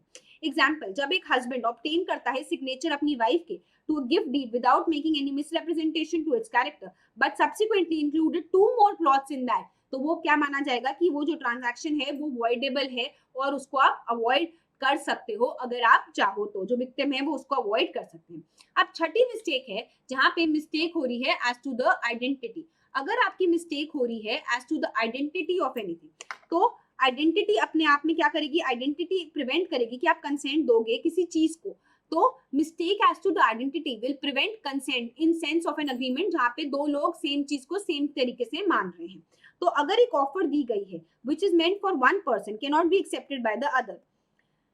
बोल्टन वर्सेस जोन्स के केस में क्या बोला गया? जोन्स जिसका बिजनेस था, जिस वो बिजनेस डीलिंग्स करता था with Brocklehurst, sent an order to him for the purchase of certain goods. By the time the order reached, he sold his business to Bolton. Bolton ने supply करे goods को Jones को, for which the order had actually been placed with Bonkelnuts. Jones ने refuse कर दिया to pay the price of the goods to Bolton on the ground that he had never placed an order with Bolton. और उनका intention क्या था? उनका intention उनके साथ कॉन्ट्रैक्ट करने का नहीं था। अंडर दीज सर्कमस्टेंसेस क्या बोला गया? That Jones had never made any contract with Boulton and he was not bound to pay for any goods to the Boulton, because उनके साथ तो उन्होंने कॉन्ट्रैक्ट ही नहीं किया था। उन्होंने किसके साथ कॉन्ट्रैक्ट किया था? उन्होंने ब्रोकन हर्ट्स के साथ कॉन्ट्रैक्ट किया था। तो नेक्स्ट केस पढ़ते हैं, Cundy versus Lindsay. One Blenkarn जो थे, ब्लैंकॉन ने एक ऑर्डर प्लेस किया for supply of goods to the plaintiff, fraudulently imitating the signature of another well-known firm known as Blenkinson. तो ब्लैंकॉन ने क्या करा? ब्लैंकॉन ने इमिटेट किया किसी और का सिग्नेचर, जो किसका था? ब्लैंकिंसन का। जो ऑर्डर था was to be supplied to the good at an address which happened to be in the same street in which Blenkinson company was also located. Same street पे एड्रेस था। प्लेंटिफ ने believed that this was an order from a reputed firm Blenkinson and उन्होंने इस goods को supply कर दिया to Blenkarn. After receiving the goods, Blencon ने sell करे इन गुड्स को to defendant who were acting innocently in good faith. Plaintiff ने एक्शन किया against the defendant to recover the goods. तो क्या बोला गया? Just because of mistake, Blencon did not get any title of the goods and the transferee from Blencon did not get any title and they were bound to return the goods to the plaintiff. There can be a mistake of identity only when the person bearing particular identity exists within the knowledge of the plaintiff and the plaintiff intends to deal with him only. यहाँ पे जो plaintiff है वो ब्लैंकिन सन and company के साथ deal करना चाहते थे, ब्लैंकॉन के साथ नहीं करना चाहते। तो मिस्टेक एज टू आइडेंटिटी कब होगी?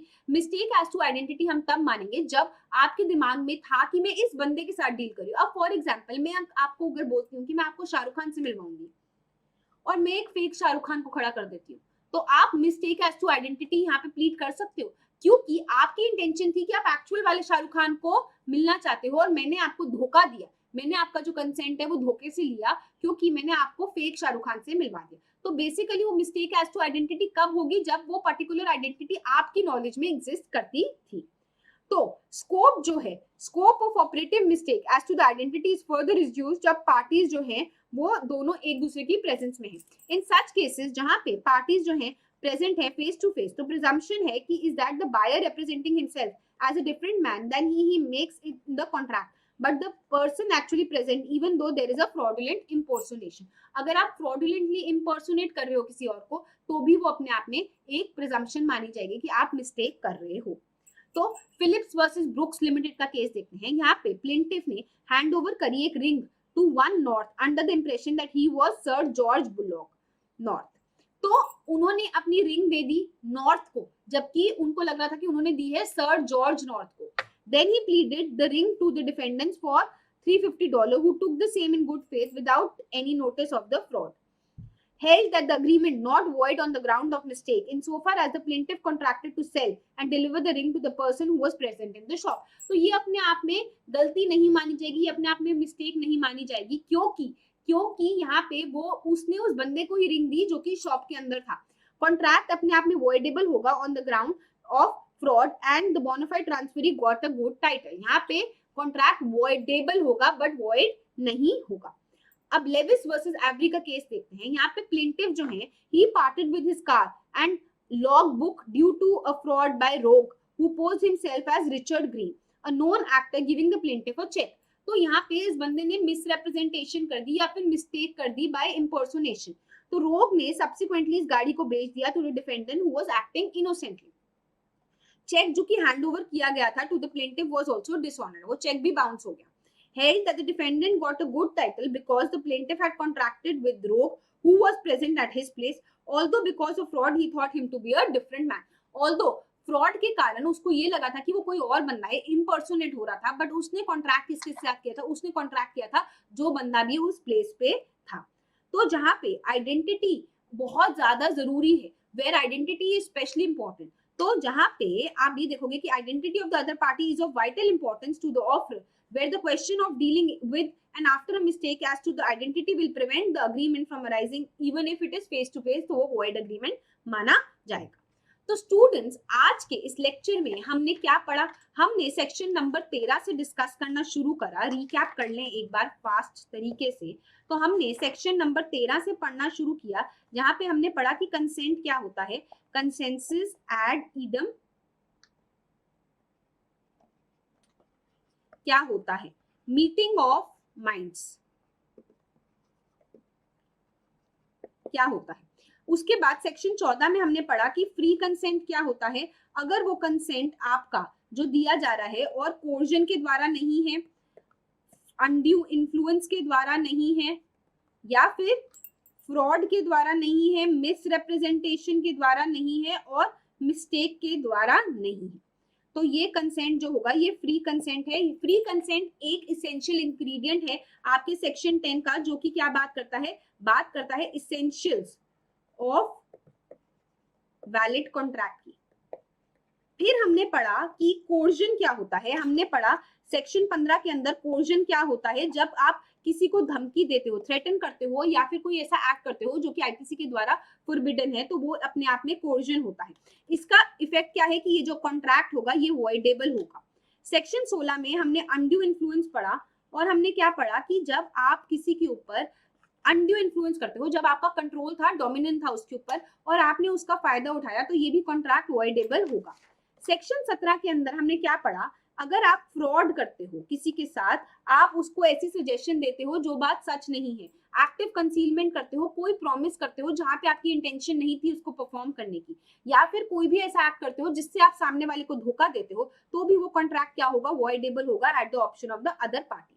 सेक्शन 18 में हमने ये पढ़ा कि मिसरिप्रेजेंटेशन क्या हो रही है, जहां पे आप क्या कर रहे हो, मिसरिप्रेजेंटेशन कर रहे हो, आप सामने वाले को इनोसेंटली धोखा दे रहे हो, इनोसेंटली कोई चीज को गलत तरीके से रिप्रेजेंट कर रहे हो, तो वो भी जो कॉन्ट्रैक्ट होगा वो वॉइडेबल होगा।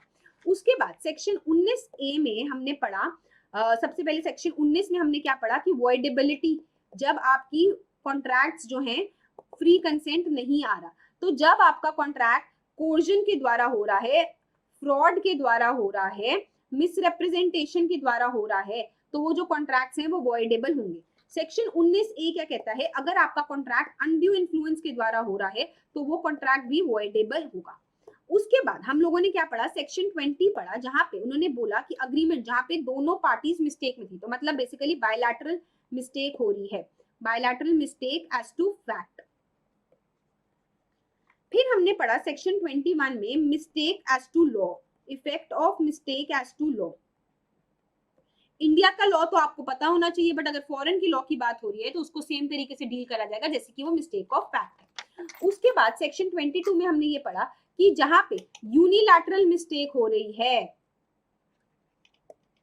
यूनिलैटरल मिस्टेक हो रही है, हम लोगों ने इनके बहुत सारे केस लॉस पढ़े और हम लोगों ने ये पूरे कॉन्सेप्ट को एग्जांपल्स के साथ पढ़ा और समझा कि अगर हमारा कंसेंट ही फ्री नहीं है तो क्या होगा। तो कंसेंट अपने आप में बहुत इसेंशियल इंग्रेडिएंट है जब हम बात कर रहे हैं essentials of a valid agreement की। आपको कंसेंट को बहुत ध्यान से रखना है। सेक्शन नंबर 13 से लेके 22 को अच्छे से पढ़ना है जब हम फ्री कंसेंट की बात कर रहे हैं, coercion, undue influence, fraud, misrepresentation और मिस्टेक की बात करें। Mistake as to fact, mistake as to law. Mistake as to fact में यूनिलैटरल मिस्टेक, बायलैटरल मिस्टेक, जब दोनों लोग गलती कर रहे हैं, जब एक बंदा गलती कर रहा है, जब दोनों लोग गलती कर रहे हैं तो हमने 6-7 प्रकार की मिस्टेक्स करी, जैसे कि आइडेंटिटी को लेके, क्वालिटी को लेके, सब्जेक्ट मैटर के एग्जिस्टेंस को लेके, ठीक है। इन सब मिस्टेक को हम लोगों ने आज पढ़ा। तो स्टूडेंट्स, आपको क्या करना है, आपको डाउनलोड करनी है पीडब्ल्यू की ऐप, वहां जाके लॉ सिलेक्ट करना है और सिलेक्ट करना है फाउंडेशन बैच। फाउंडेशन बैच को सिलेक्ट करने के बाद आपको क्या करना है, आपको सिलेक्ट करना है आईसीए और जाके लेक्चर नंबर 6 सिलेक्ट करना है, क्लास नोट्स को देखना है और आप लोगों को क्या देखना है, ये लेक्चर आप दोबारा देख सकते हो और डेली प्रैक्टिस पेपर्स को आपको तैयारी करनी है। आपको हमारा टेलीग्राम चैनल भी ज्वाइन करना है, जिससे कि आप लोग अच्छे से अलर्ट रहें कि लॉ वाला आपके लिए क्या क्या लेके आ रहा है। तो जुड़े रहिए लॉ वाला के साथ for good quality content and मिलिए मुझे मेरे आने वाले नेक्स्ट लेक्चर नंबर 7 में। तब तक के लिए all the best students, have a good day and अच्छे से अपनी तैयारी लॉ की करते रहें। Thank you so much.